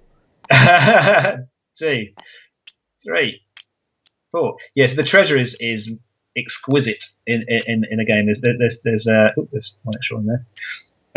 Yeah, once you start getting treasure, it really makes the game. You sort of like you. Oh wow, yeah, these are good. These are good. Yeah, good cards, right? So first one, there's a return of a goblin, a different goblin, and another orc. So we are going for the goblins, the orcs, and the trolls. So right now, do you have to fight them in order? Do you have to do the orc warrior first? Not at all. No. You choose whoever you want to go for at any time. So yeah, the special. So the hero with the least gold may discard an action card to heal the wounds. I don't want to do that, as you said. Sorry, just reading that. So you know what, man? I'm going to be mean now. I'm not even going to put my cards out for you to see, so you can. Oh yeah, me neither. Going for. So let's play. So that was to give everyone an idea of how the round works and stuff. Do you feel quite confident now? I do. I think I'm confident. Yeah. Cool. Okay. So I will obviously kind of give you a shout if anything kind of goes sideways with what we're doing. But otherwise, feel free to play as you want to play, man. Does the location end when you kill the big boss, or can I kill everything else as well? We're just clearing the location. So yeah. Alright, cool. It just depends if I want to start with a troll or not. Oh, I see. He's a big boy. He is a big boy, yeah. Indeed. I am going to start with the orc warrior. Nice. Okay, cool. So feel free to lay your attack down that you're going to kind of instigate him with. Okay. I'm going to play Polymorph. Redraw the encountered monster card from the monster deck. I like it. Okay, cool. I should have done this with the goblin so I can get rid of him and get something better, but oh well. Cool, so draw one from the monster deck. This one. Yeah. I'm going to put him back in. And it's a gigantic spider, and it's still fine. Okay. It's cool. Yeah, in fact, that's even probably better for you because it's got some weak fire defense going on too. So yeah, you're going to get nuts here, man. Plan. All right, cool. Yep. Right. Okay. Cool. Do you know what? I think I've played many games of this recently where I've kind of me and the main tester would kind of have some kind of pretty pitched battles with it and stuff. But because I've been demoing it recently, I've been kind of playing quite conservatively. I'm looking forward to now. I'm already in a bad position. I'm looking forward to trying to win this back. Yeah. Cool. Okay. So you've got polymorph. Nice. I like it.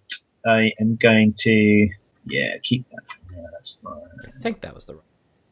I think it was good.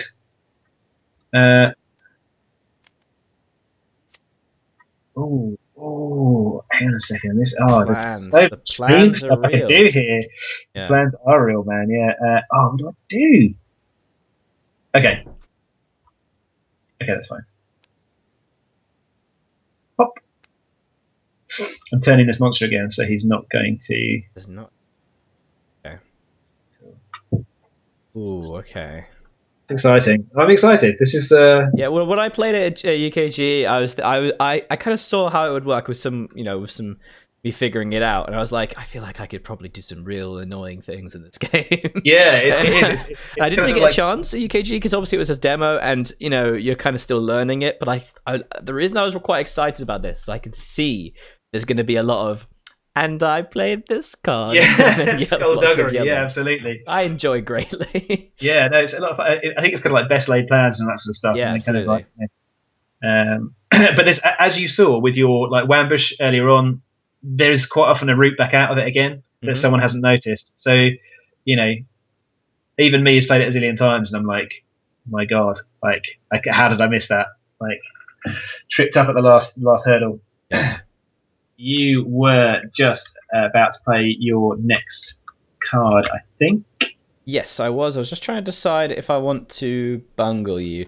My problem is that you played a spirit, which is 3-turn monster, but yes. You also have Shield of Faith, and this is only a 3. So even if I don't want to tell you if I have cards that are worth it. Now you also need to work out if I'm going to want to save that Shield of Faith for anything. This is the problem. Exciting, yeah. And again, not giving away whether that would be part of the plan or not. But and the problem is, if I just pass, you can bungle me. Yes. Okay. I love it. All right. The trouble is, look, if you look at the gigantic spiders, it's a spider. It's all legs and stuff. It's hard to hit. Quick, shifty. Makes sense. So it's 15, isn't it? Oh, 15, dude. Yeah. So just bear that in mind when you're committing too many attacks to this. I mean, like, not that I won't be committing to. I need to catch up badly, so I'm gonna be going for this. I am gonna commit. I will be committing. Yeah. All right, I'm gonna bungle you. Of course. Merry Christmas. There you go. Nice. Okay. Cool. So just to kind of give you a helping hand on that, like that doesn't actually help I got strats. Okay. All right. Okay. Don't worry about me. Just using all of your Crusader Kings mad strategies, grand strategies against me, aren't you? Mm-hmm. I just as a side note, because I know that you do a lot of Crusader Kings kind of content and stuff. I love that game, man, but I can't bring myself to start a new campaign because I know it'll consume my life for so long. I play quite a lot of Paradox games, and I've been off CK2 for a while, but I do a long running collab series with a couple of other YouTubers, and we just started playing CK2. So it just went up on my channel, but now it's that the itch is there again. Yeah. And we don't record, we only record like once a week. So now I've started my own single player game. That's really tough. It's like, I have so many other things to do. And I used to do the same with Civ as well. I always start with a friend and then kind of be like, right, okay, I've got to go and do real life stuff now. And I'm like, I really want to play Civ though. I really want to carry on playing Civ. And then I play like my own game and then burn out on it. And then by the time we came back to actually playing together, it's like, oh, sorry, dude, I got other things I need to do now. Yep. What an idiot. It's a killer. All right. So cool. Okay, you bungle me. You've got mad strats. I know what your strategy is. You're just trying to stall it out, aren't you? That's your plan. I'm doing a thing, man. You go right ahead. You're doing a thing, right? Okay. What do I do here? What do I do? Wait a minute. Oh. Right. Don't do that.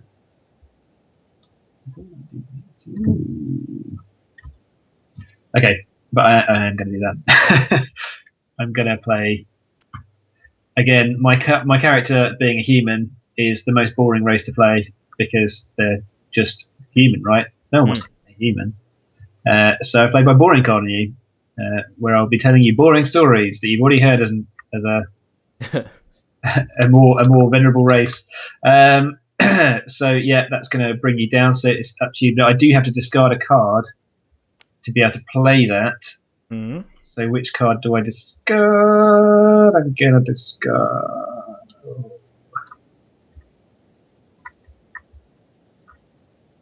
I'd really like to use that one, but I'm not going to. Yeah, okay. Right. There we go. Hang on, the human bonus vanilla, isn't that like extremely powerful if you have an attack with like lots of different types of damage? It is. There's just not that many cards that have Okay, a cool. whole bunch. Like I have one in my hand, which can become a strength 6 attack, which is great. And it replaces. It doesn't add to the. So you basically it replaces. Yeah, so you're looking for something that has fire, spirit, and ice. That's cool. I can't complain though because my dwarf one was like extremely strong as well. Pretty potent. Yeah, no, it's nice. So the to kind of fill people in, the elf they get to take the party leader token because they're all hoity-toity and expect to be the leader of the party. We were here first as the race, first race on Earth, so we expect to be first in the party. Mm-hmm. Well, that sort of business. The halfling is very slippery and kind of like can slip between a monster's legs and avoid attacks. The barbarian gets a massive bonus when they're injured, so they can kind of like get regular damage equal to their wounds. And who we're missing, the rogue, is very flighty and can kind of like nip in and out of combat by kind of taking cards in and out of combat. So that's really helpful to kind of avoid attacks and also kind of get special abilities more than once. All right. So what's your plan, Mr. Sam? I will definitely do something. Wait for it. I did have a plan. I will pass. I like the plan. Hang on a second. I'm just going to very quickly save this because I can totally imagine us. Crashes, we lose everything. Exactly, yeah. Overwrites, don't load. Cool. So, right, you've passed. Right, okay. Now this is it, man. This is what I wanted to happen. I am going to come and take your party leader token. That's the plan. Okay, cool. And then I shall pass in the opposite to what Gandalf would say. Yeah, so the only hope I have now is if you miss. Yeah. And I am going to play because, right, so I've got 3. That's going to be enough to hit him, which I like. And I'm going to play this guy. So I'm going. Oh. I don't need to refresh that yet, but I do want to hit this guy. So now I've got. Do I play the mace as well to bring it down a bit more? You can't. I'm going to kick myself if I roll a 13 here. Yeah. Can't play a weapon. I'm not going to commit the weapon. Oh, I can't play a weapon anyway. Well, that you've made my decision for me. There we go. Okay, cool. Right, let's do it. I'm in. Right. So I need lose. I need a 12. Come on, please. Please. Oh, come on. It was so close. It was going to be a 15 that nudged. And you get hit as well. I get hit for... Oh, no, I don't get hit because I've got my turn monster card. Sorry, you're not playing foolhardy. My bad. I could have done that one. Yeah. So you play them in order. So this is number of course. Through first. All right. I have critically failed though, man. I got a 4, and it's. Oh, you have the first critical fail card. I'm gonna flip this one over. Oh no, this is the worst. Oh no, it's all good. It's all good. I mistook it, so I can refresh my priest card. That's great. Fantastic. Okay, cool. Done. Okay, so that is done. Okay. I'm just going to clear that down just for the sake of clearing it down. It does say in the rules to clear that stuff down as you go. It just makes things a bit easier so you can see where you are with stuff. Okay, well, just miss, man. Come on. Right, are you adding anything to this? I'm adding my my whambush. Boom. Okay, nice. So it will be just enough as long as I hit, and I get a +1. Oh no, I have +2, so I need to hit 13. Although, hang on a second, before you roll those dice, you're not the party leader anymore, so you're no! Oh, it doesn't work. It doesn't work. You've actually ruined me. Oh, I have to use stuff in a fire. Cool. So you've got. Hang on a second. Oh, hold on. Whoa. No, that's be great, is it? So stuff. So you could go stuff in a fire. But then I don't get together. Then I can't kill the troll. That's true. It's true. What do you do in this situation? All right, hang on. Let me think about this. Look at your cards and see if you've got anything that can refresh. I've got some plans.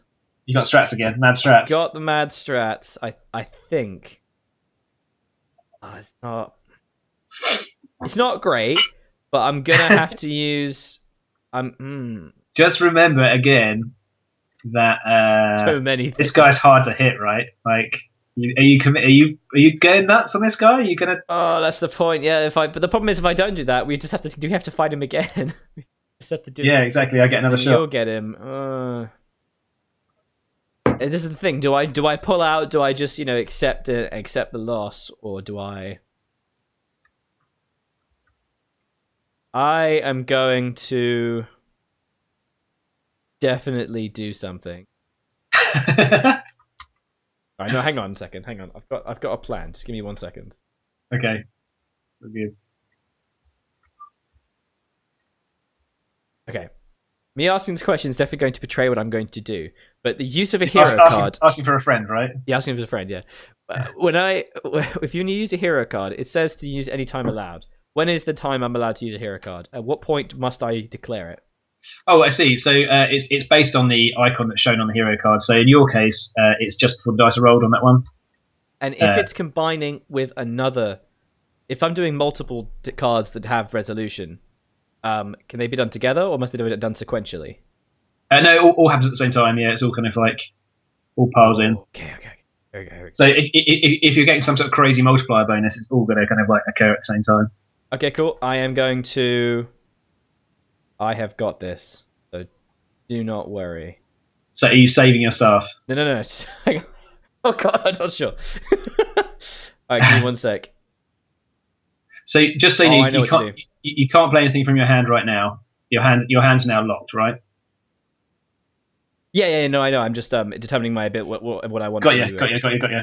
I think what I'm going to do is I'm going to play my wizard and my staff in a fire. Okay, and hold on. Okay, so that gives you 5. Are you playing your Wambush at the same time as well to add? So I am playing. Oh wait. Because that would give you massive fire damage on this guy. Because you've got your fire damage wouldn't be enough with just the stuff in a fire. Right, that's true. That's not worth it then. It's not worth it. But if you wanted to, I mean, that's going to heal you up. Yeah, no, it's not. So I could just use the Wambush, shouldn't I? Which would give you yes, yeah. You wouldn't get the bonus healing from it, but to be honest, you don't really need it. No, it still wouldn't be enough because it would be 3 and it's -2, so it would be a 1. Yeah. So I'm gonna pass. All of my strategies were wasted. Okay, cool. So I you just still spent got like 3 minutes thinking of a plan. It was just wrong.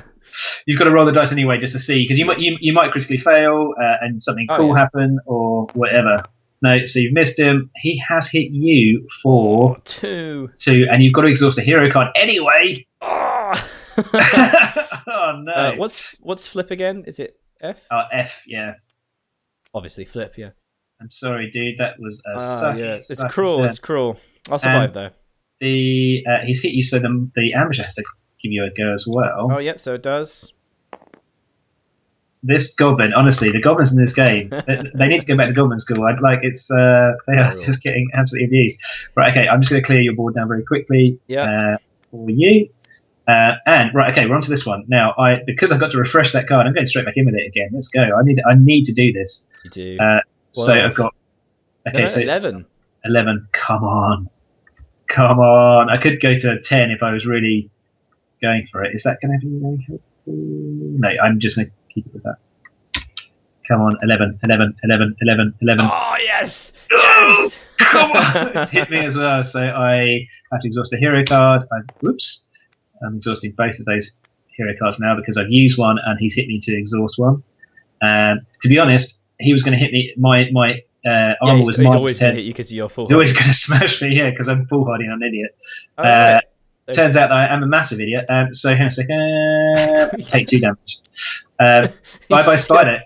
He runs off into the darkness. Okay. So once it's over, he just leaves. He just gets shuffled into the deck. Yeah. So yeah, exactly. Yeah, he's like, oh, those guys are awful. I'm just not fighting with those guys again. Okay, cool. So right, I'm now party leader. I'm going to choose to hit something. What do I want to go for? Having a look at. Yes, that's exactly what I want to do.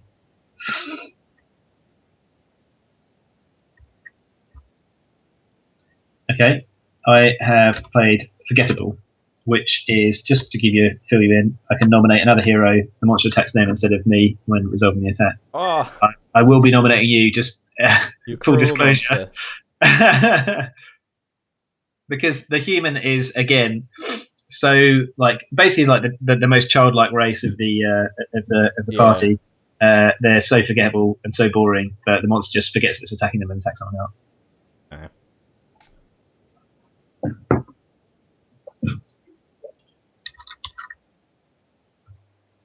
Okay. So I'm now going to play Insubordinate. I like it. So you can take the party leader token. I can. You? Okay.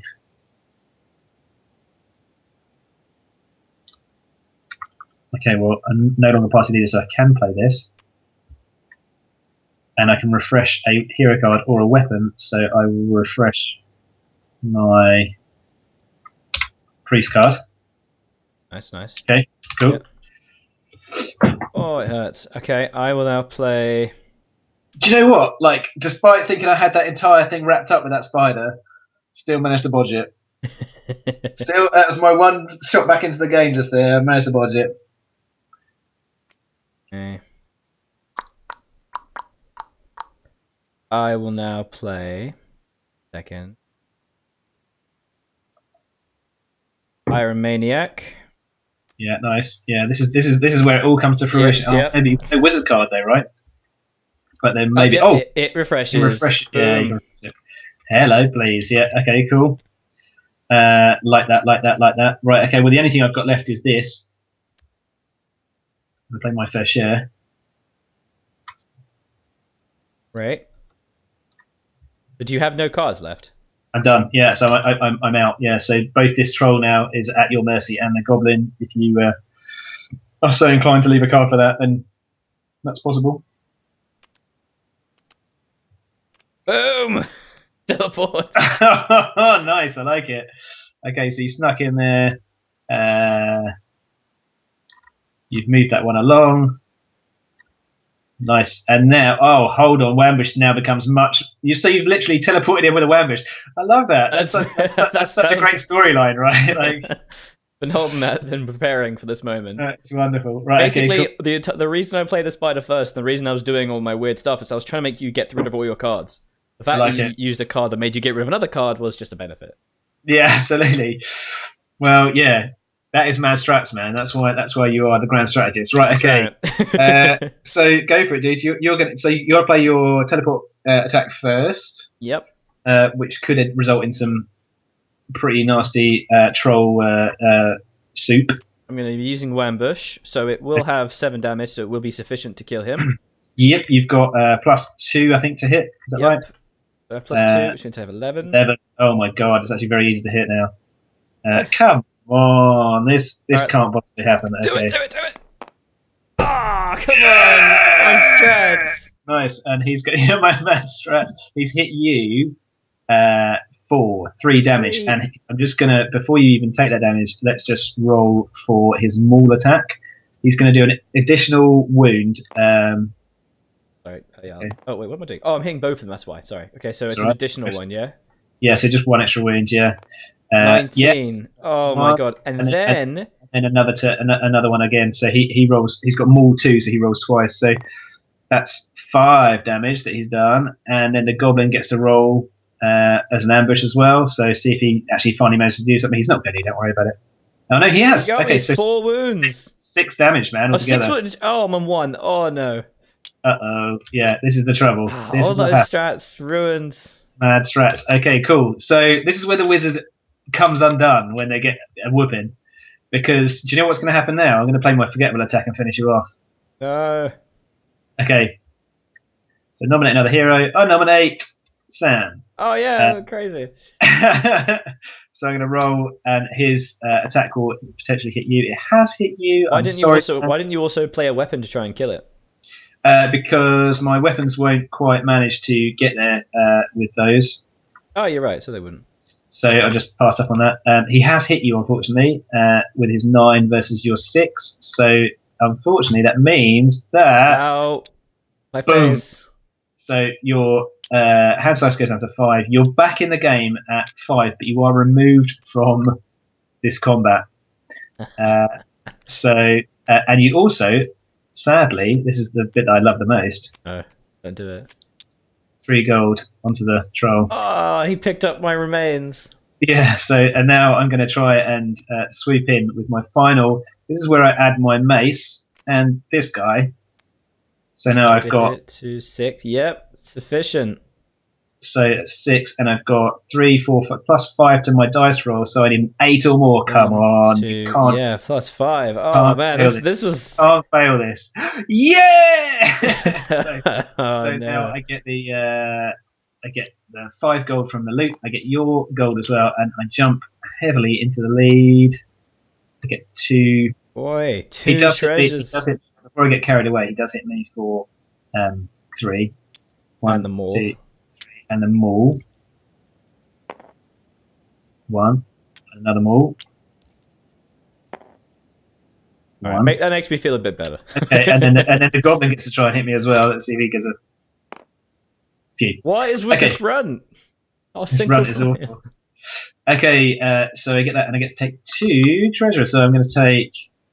Whenever you use a hero card, heal 2 wins. I don't really want that because I don't want to heal that much. I'm going to take the ice pot though, which gives me a. How come you don't want to heal that much? Because I've got cards in my hand that heal me for extra power, so I kind of want makes sense. Keep that. Otherwise, if I keep healing without meaning to, yeah. So he's out of the game. Am I still in this location, or am I out of that combat? Yeah, you're in a location, so you've got still cards in your hand, but it just all right, cool. Combat. So I can flip that one over, bin that one. I'm just going to put that one back rather than put it into my discard. But you got no more attacks. I do because I picked one up from the treasure now. No, sorry, I'm being an idiot. That would go into. Do I want to say that?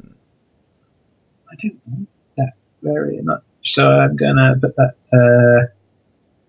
Yeah, I'm going to put that in my stash and keep my current weapon because for ice-wise, it doesn't really dovetail very well with a priest. So I'm going to actually keep that in my stash for now, regardless of the fact that it's.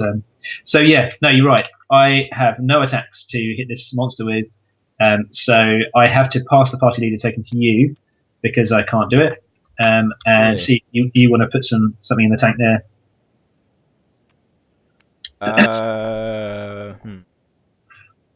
I have 1 attack, so I will play it. Gold Lust. Gain 1 spirit damage for each gold listed in an encountered monster. Unfortunately, it only has 1, meaning it only does 2, but I can simply just go... I mean, since it's just me, it goes straight to stage 2, doesn't it? It does, yeah. Okay, well, I can just go Wizard and stuff in a fire. So that converts to fire damage, which has 2. So I heal 2 wounds... I've converted it, but it doesn't have 3, so I don't go up to that. But I still do 2 fire damage, and it kills it. If I hit it. If you can hit it. So you've got, you just got to hit on an 8. That's so good. Which you do. And he hits you for 1. Oh my god, he finally did it. He finally did something. Right, okay, so he is dead, and he gets to take that armor, which he loved. I should have taken that, because what an idiot. Now I'll put this one in my stash, and this one. Oh, yes. So unfortunately now, because you've done that, your hand size has gone down. You're not only down to 6 cards, but down to 5, because you don't have the bonus of the wizard's armor anymore. Oh, you're right. That is a good point. Oh well, this is. I still think that's a better one. And also, when you heal up to, because of this, you'll be healing anyway. You'll heal up to 10, go back to 6. You'll get back to 6 anyway. Yeah, more efficient. All right, cool. So that goes back there. So yeah, how are you finding it, man? Are you enjoying it? Yeah, very much so. Wicked. Yeah, no, cool. I feel like you're totally on board with how it works and stuff. So, right, because you are party leader again, because I couldn't play any cards, because again, it's hand management, right? Kind of like you want to kind of keep some cards towards the end. Yeah. You get to draw 2 from the deck. Oh, it's very likely that this could be. It's quite likely. And yeah. If I get it, I have to play it, don't I? Yeah, it's kind of like because it's the quest that we're kind of going for. So yep, there it is. So right, let's set this up now. Before we do this, let's just draw all our hands back up and stuff. So flip any weapons that you had back over. Oh, I'm into this one as well. Whoops, there we go. So do you flip your dwarf over because I went to a new location? Should I not have done that? No, that's not. No, it's only when you've got a card that will say that you can. Okay, that's fine. Back it goes. That's gonna harm me. It will, but if you defeat anything in this location, the special ability is of the location is that you get to refresh a weapon or a hero card. So you should. Okay, so I should try and mill through everything else first. Yeah, everyone's G'd up for this location basically. Yeah. So everyone's like, ready. 6 treasure and 20 gold. So this is when the victory comes in, because I've only got 5, and you've got 8. So I need to get the gold. And just very quickly, although you've only got to draw 5 cards in this location, you do get a protest card because you're losing. Ooh, I'll draw a protest card. It's the gold one, right? Yeah, that's right. All right, so cheat. You may reroll. Did you see it as well? No, you put that in your hand, man. You play that when you're ready. So I didn't mind. I didn't get that. What are you talking about? I just cheated by saying it. Oh wow! So Nice. if it's an attack or a weapon or something, I use that as what it is, right? That's right. Yeah. So it's they're only attacks or bungles, so they're always going to go into your hand. Yeah. Just so you know, and I'm pretty sure this is at the start of the game, if you were to get a hand which is basically majority bungles and it becomes very difficult to play the game, much like in something like Magic the Gathering, you can take a mulligan, or in golf, you can take a mulligan and reduce your hand size by 1 and redraw your hand. I'm not going to do that. It's just just in case, any time anyone's watching this, or if you were to kind of be like, do you know what, this looks really hard. Cool. So I'm just going to lay out the dungeon very quickly. Yeah. For us, so we've got 3, and put some of those in.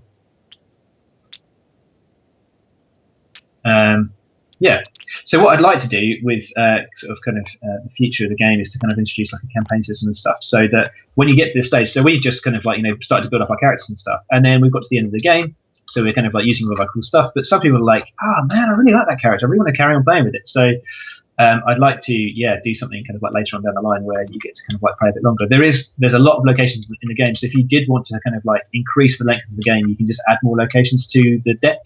Yeah. When you start out, so but it makes it easier at the end to fight the dragon. When you've got when you've been through more locations? Yeah. Yeah, potentially. Yeah, absolutely. Yeah, it's sort of like because you'll have extra stuff going on to use.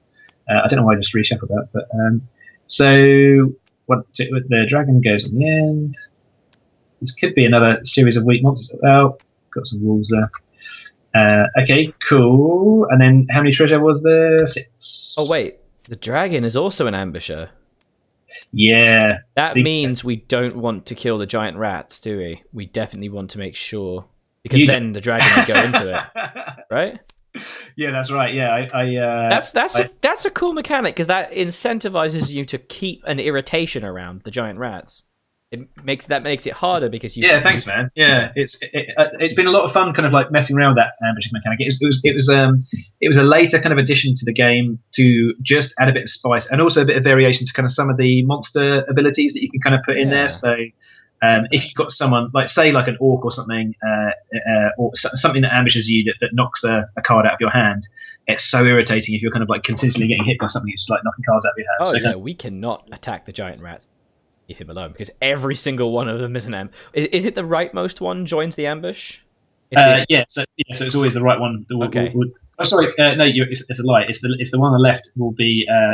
So this guy will go in first. So actually, the dragon won't ambush until the end. Oh, okay. So if we kill giant rats, he'll get replaced with the goblin thief. But I'd still much rather the giant rat. It's highly unlikely that we'd have a full ambushes out. But we're lucky in this situation that's occurred. So yeah.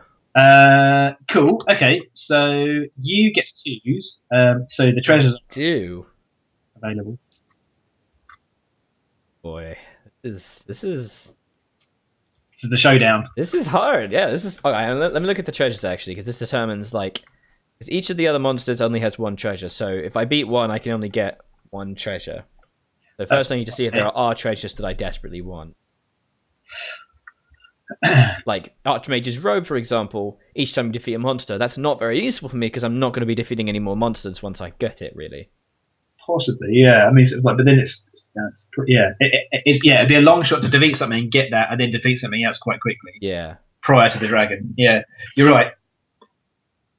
However, that would synergize well with the Archmage's Robe with Art of Battle, but that's it's more of an early game thing, right? Yeah. I can find 2 an attack rolls on a critical. Oh wow. 5 or more wounds gain. Ooh. Okay.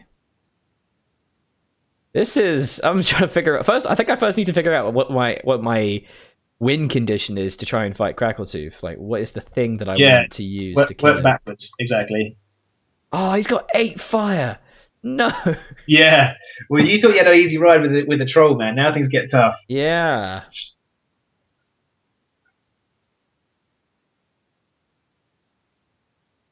Okay, I think I know what I need to do. I guess. Maybe.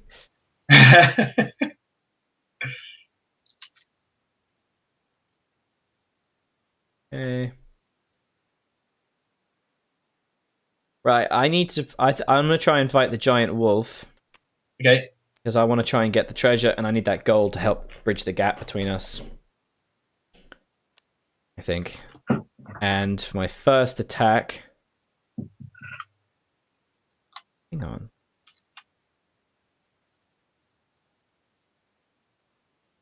Sorry for being slow. No, not at all, man. No, it's all good. Oh wow. There's usually when you sit when you start kind of a new location, everyone can have that kind of a few minutes minute or two of just kind of that one. Oh, I'm an idiot. Oh, I'm an idiot. Okay, it's fine. Totally fine. Yeah, I've done some bad things, but it's okay. It's all good. I think you've played a pretty solid game. I think you've got to take some risks and stuff. And of course, with the wizard, it can pay off big time, but also you can end up in someone's mouth, getting chewed.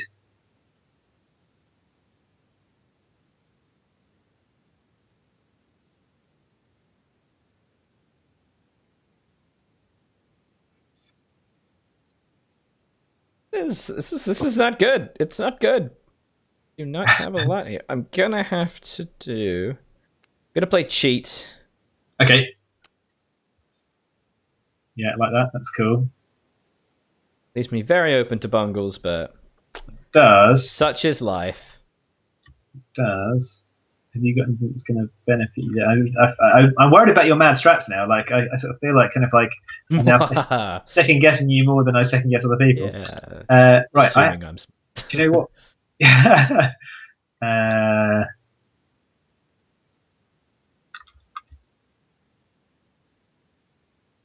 No, that's good.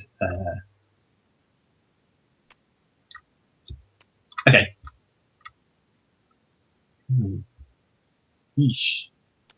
That could be awful. But I'll do it.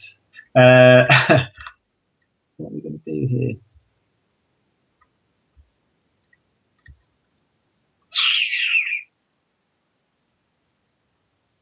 Okay. Now I am going to play the turn monster card again. So this monster gains +1 ferocity for each other beast in play. So right now we've got. Oh, there's a giant rat. I didn't realize. Giant rat, yeah. So +1 to him. So he's going to have 3 damage. Oh, so if you get hit once. Yeah, and that's why I just played my turn monster card. I don't get hit. That's the plan. Try and help me out a little bit. Okay. Okay. So, I mean, I don't really need to bungle you because I don't really want to play any other attacks, so I might just have to pass. Oh, you put me in an awful situation. You screwed me. It's funny because everyone's really focused on getting the dragon, right? But kind of sort of if you don't it's quite tough to hit the dragon. If you don't secure a win with the other guys, then you don't get the treasure, which kind of other people are going to get. So it becomes quite difficult to establish. Oh, that's quite nice. I'm also going to play Fireball. Oh, nice. Okay, cool.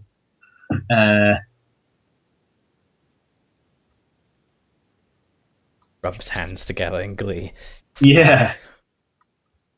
Do it. Okay, what's that one? Oh, that's going to be new. Okay, no. God, I really like my.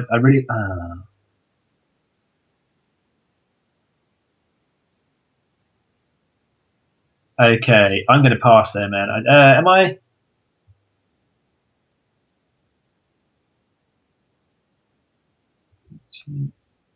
That's not great. 13.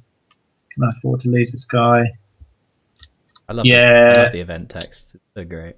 Thanks, man. Yeah, like feel free to kind of like while I'm looking at stuff, just zoom in so we can have a read of it and stuff. Because I've been doing that the whole game. Yeah. To get sort of like stuff out to like, so for instance, like kind of like advertising on Facebook for the Kickstarter, like kind of Facebook hate having ads with text in them. So trying to show off like a humorous game like this where there's kind of like juicy text and stuff in the like the flavor text, it's really, really hard. Yeah. So yeah, any opportunity to show that off is great. I think I'm gonna have to pass here. Attaboy. Yeah, I'm passing. Yeah. Cool. Okay. I'm gonna. This is a fun situation. I actually hope that cheat misses. Okay. you can re-roll the dice if you don't like it. So if you hit, you can re-roll. That's true. Okay, cool. And you can take 1 gold from the loot pile each time you miss. So you could just. Okay, well, you've missed anyway. Okay, so I get to take 1 gold from the loot pile. Yeah. Good stuff. Cool. So let's just get rid of that. And he doesn't hit you, so that's all good. So you don't have to worry about that. Okay, and then so that's my go on the monster.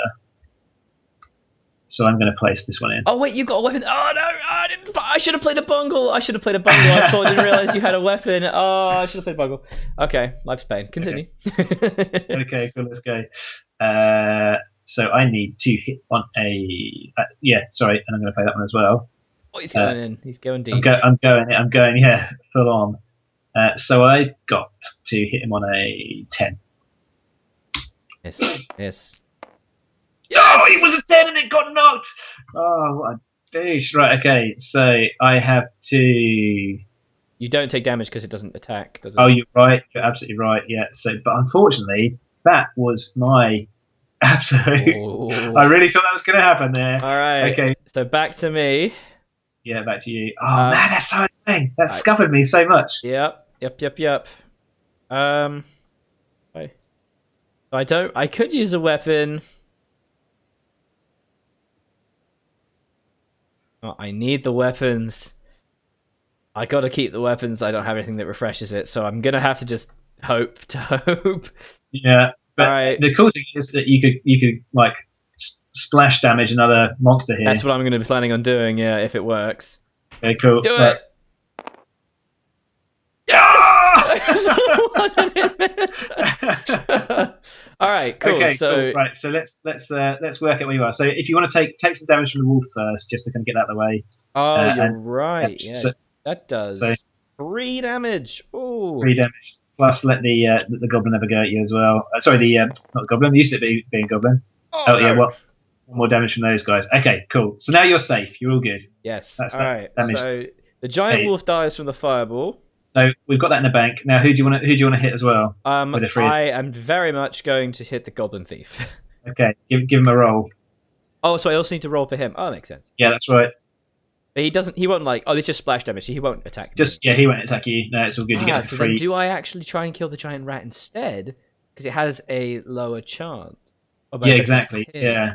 But I get 2 gold because right now I'm on. Hang on, let me do some math. On 6. I got.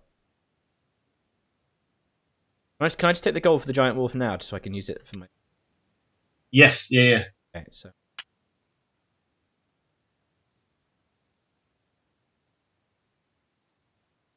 Oh, okay, so yeah, I very much have to kill Crackle too. So the gold doesn't play into it. Well, that depends if I die or not, man. If I die, then I'm losing 3 gold as well. So this is true, but even then, you're still on 14 if you've got Crackle too.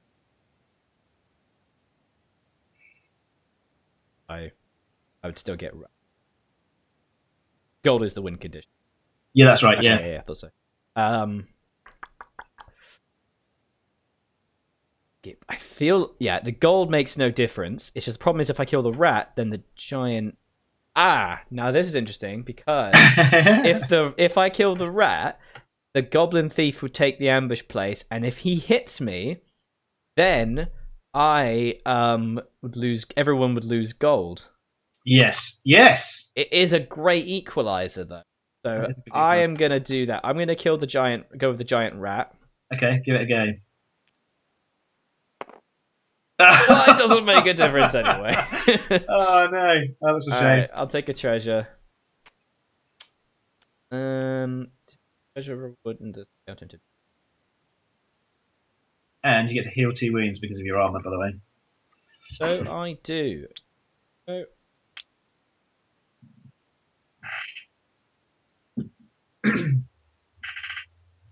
Okay, there's some things I can do.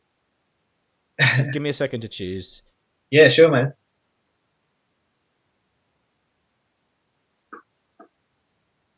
Tricky. Yeah. Word to the wise, I think the alembic is good, but when you're fighting a dragon that's got fire, although Yes, saying that's very much so. Yeah. if you can push your fire damage more with your wizard card, then you know it can synergize quite nicely. But Take this. The attack goes in my hand, doesn't it? yeah, what did you go for there? An attack to the last straw. Oh, nice. Yeah, cool. Nice. Yeah, that works perfectly for you at the moment. Okay. Cool. So, okay, and also because you killed a monster, because of the location, you can refresh a hero card. Right. Okay. I will probably. Nice. Okay, and now it's time. Uh-oh. Let's do it. Uh-oh. Okay, cool. Okay. I am very much ready. Okay, nice. Right, go for it. Go for your attack.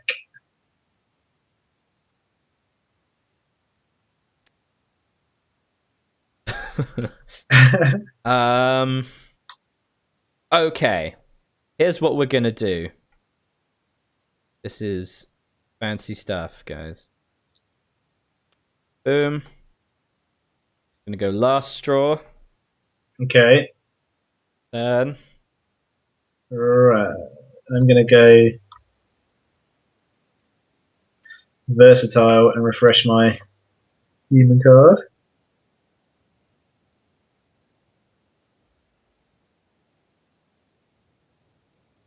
Isn't sufficient to kill it in any shape or form. No. But if you do that, it becomes 6, and you could pair that with a mace. Because you can use vanilla from humans to make it 6. Then I add a mace, it becomes an 8. Alright.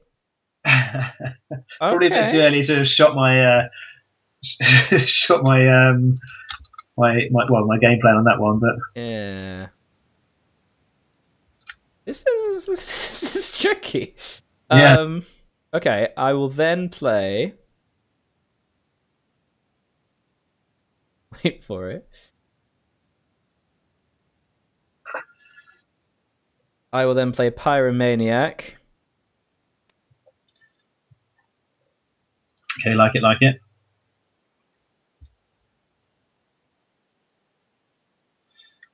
Right, what do I do right here? I don't need to hit it. I could.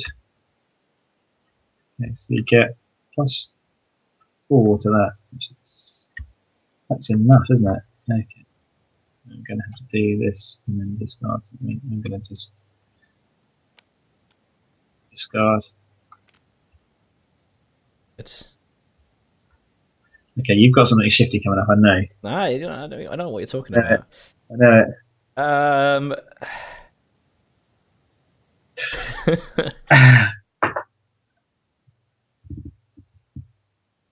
Okay, and then I'm going to play Gold Lust. Okay, nice. Okay, I'm going to just keep on bungling. Keep bungling. And I'm going to... Oh, no. So I've drawn a nest egg, and somehow a wolf has been hatched out of the nest egg. And avenging its brother. Avenging its brother, yeah. And 3 gold gets added to the loot pile from the monster. Alright. Cool, you'll get it. Okay, well, depressingly, I've only got 1 card I can play.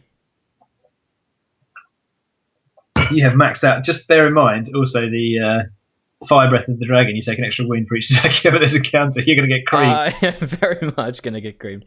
I didn't. Did I refresh? When you played that, you didn't refresh a card. No. Thank you. Oh, crap! Press space by accident. Okay. Okay, so let me just do some maths here. 1 second. Okay, cool. There's just this.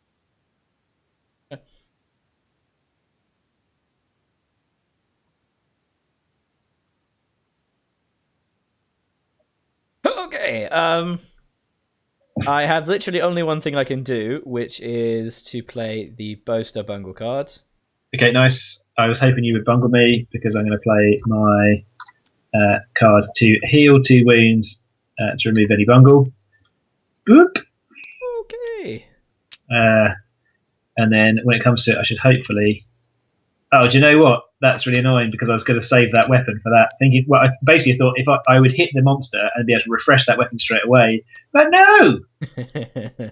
Now I could got up to 3 damage, so 4. I'm going to need to roll a 20 to hit the monster. Oh no! Right, okay, cool. That's all I can do. I'm out. I'm finished. You heal 2 wounds. And that's it so far. To remove a bungle, and then you can also heal up to 3 of your wounds to gain spirit damage. Yeah, during the resolve phase. During the resolve phase. Okay, so if I don't kill it, you hit it, you will kill it. I will kill it. Yeah. Yes. Yes. It is quite frustrating. Okay.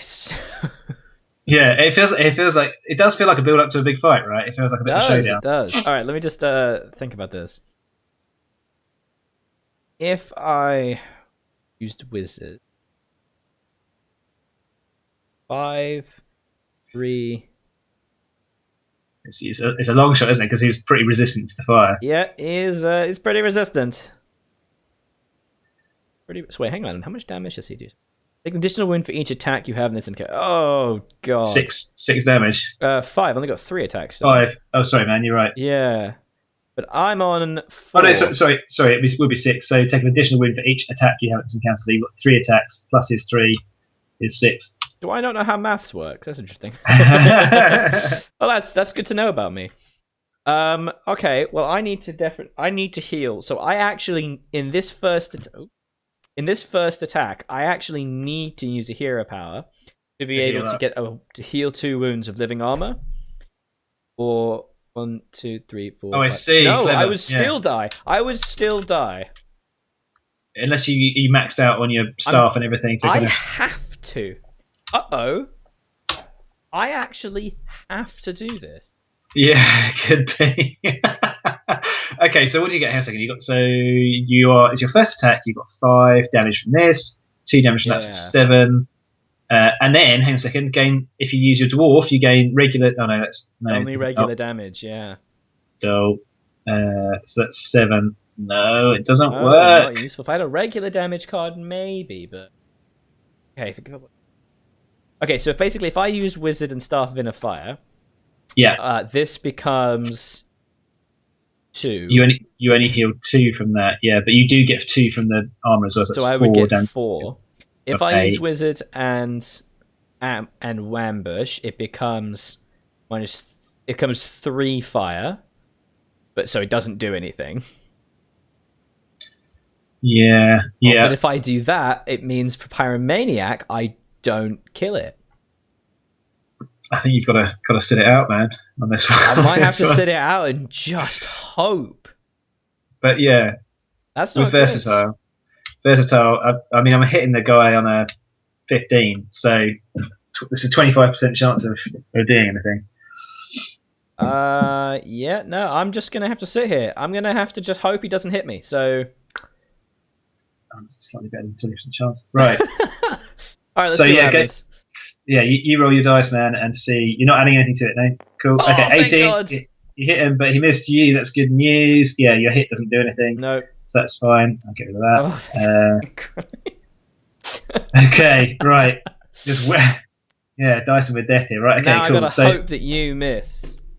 So I'm going all in with mine. I've got to hit him on a 15. So just for anyone who's viewing, the reason why this works is because on my card, if you zoom in there, you can see that I can combine all other types of damage, fire, ice, and spirit, on an attack card to replace the existing regular damage on that card. So this card here has 2 regular damage, but that gets replaced by the 6 damage, which is combined with the other cards. And also, I'm adding in my mace to make it 8, which is just enough. Which is 8 versus the 7 of Crackertooth to defeat him. Now, I do need to roll a 15 rather than 16 because I've got +1 to my dice roll on my card.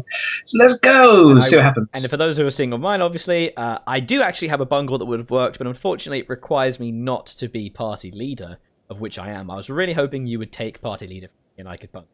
But here we are. What I've just realised is that in healing myself with prayer, it was kind of handy, but if he hits me for 5 damage, which is quite possible, I'm going to die and lose 3 gold. 1, which 2, means 3. Yeah, you will. Probably should have healed yourself. 18. So I hit him. And he hits me.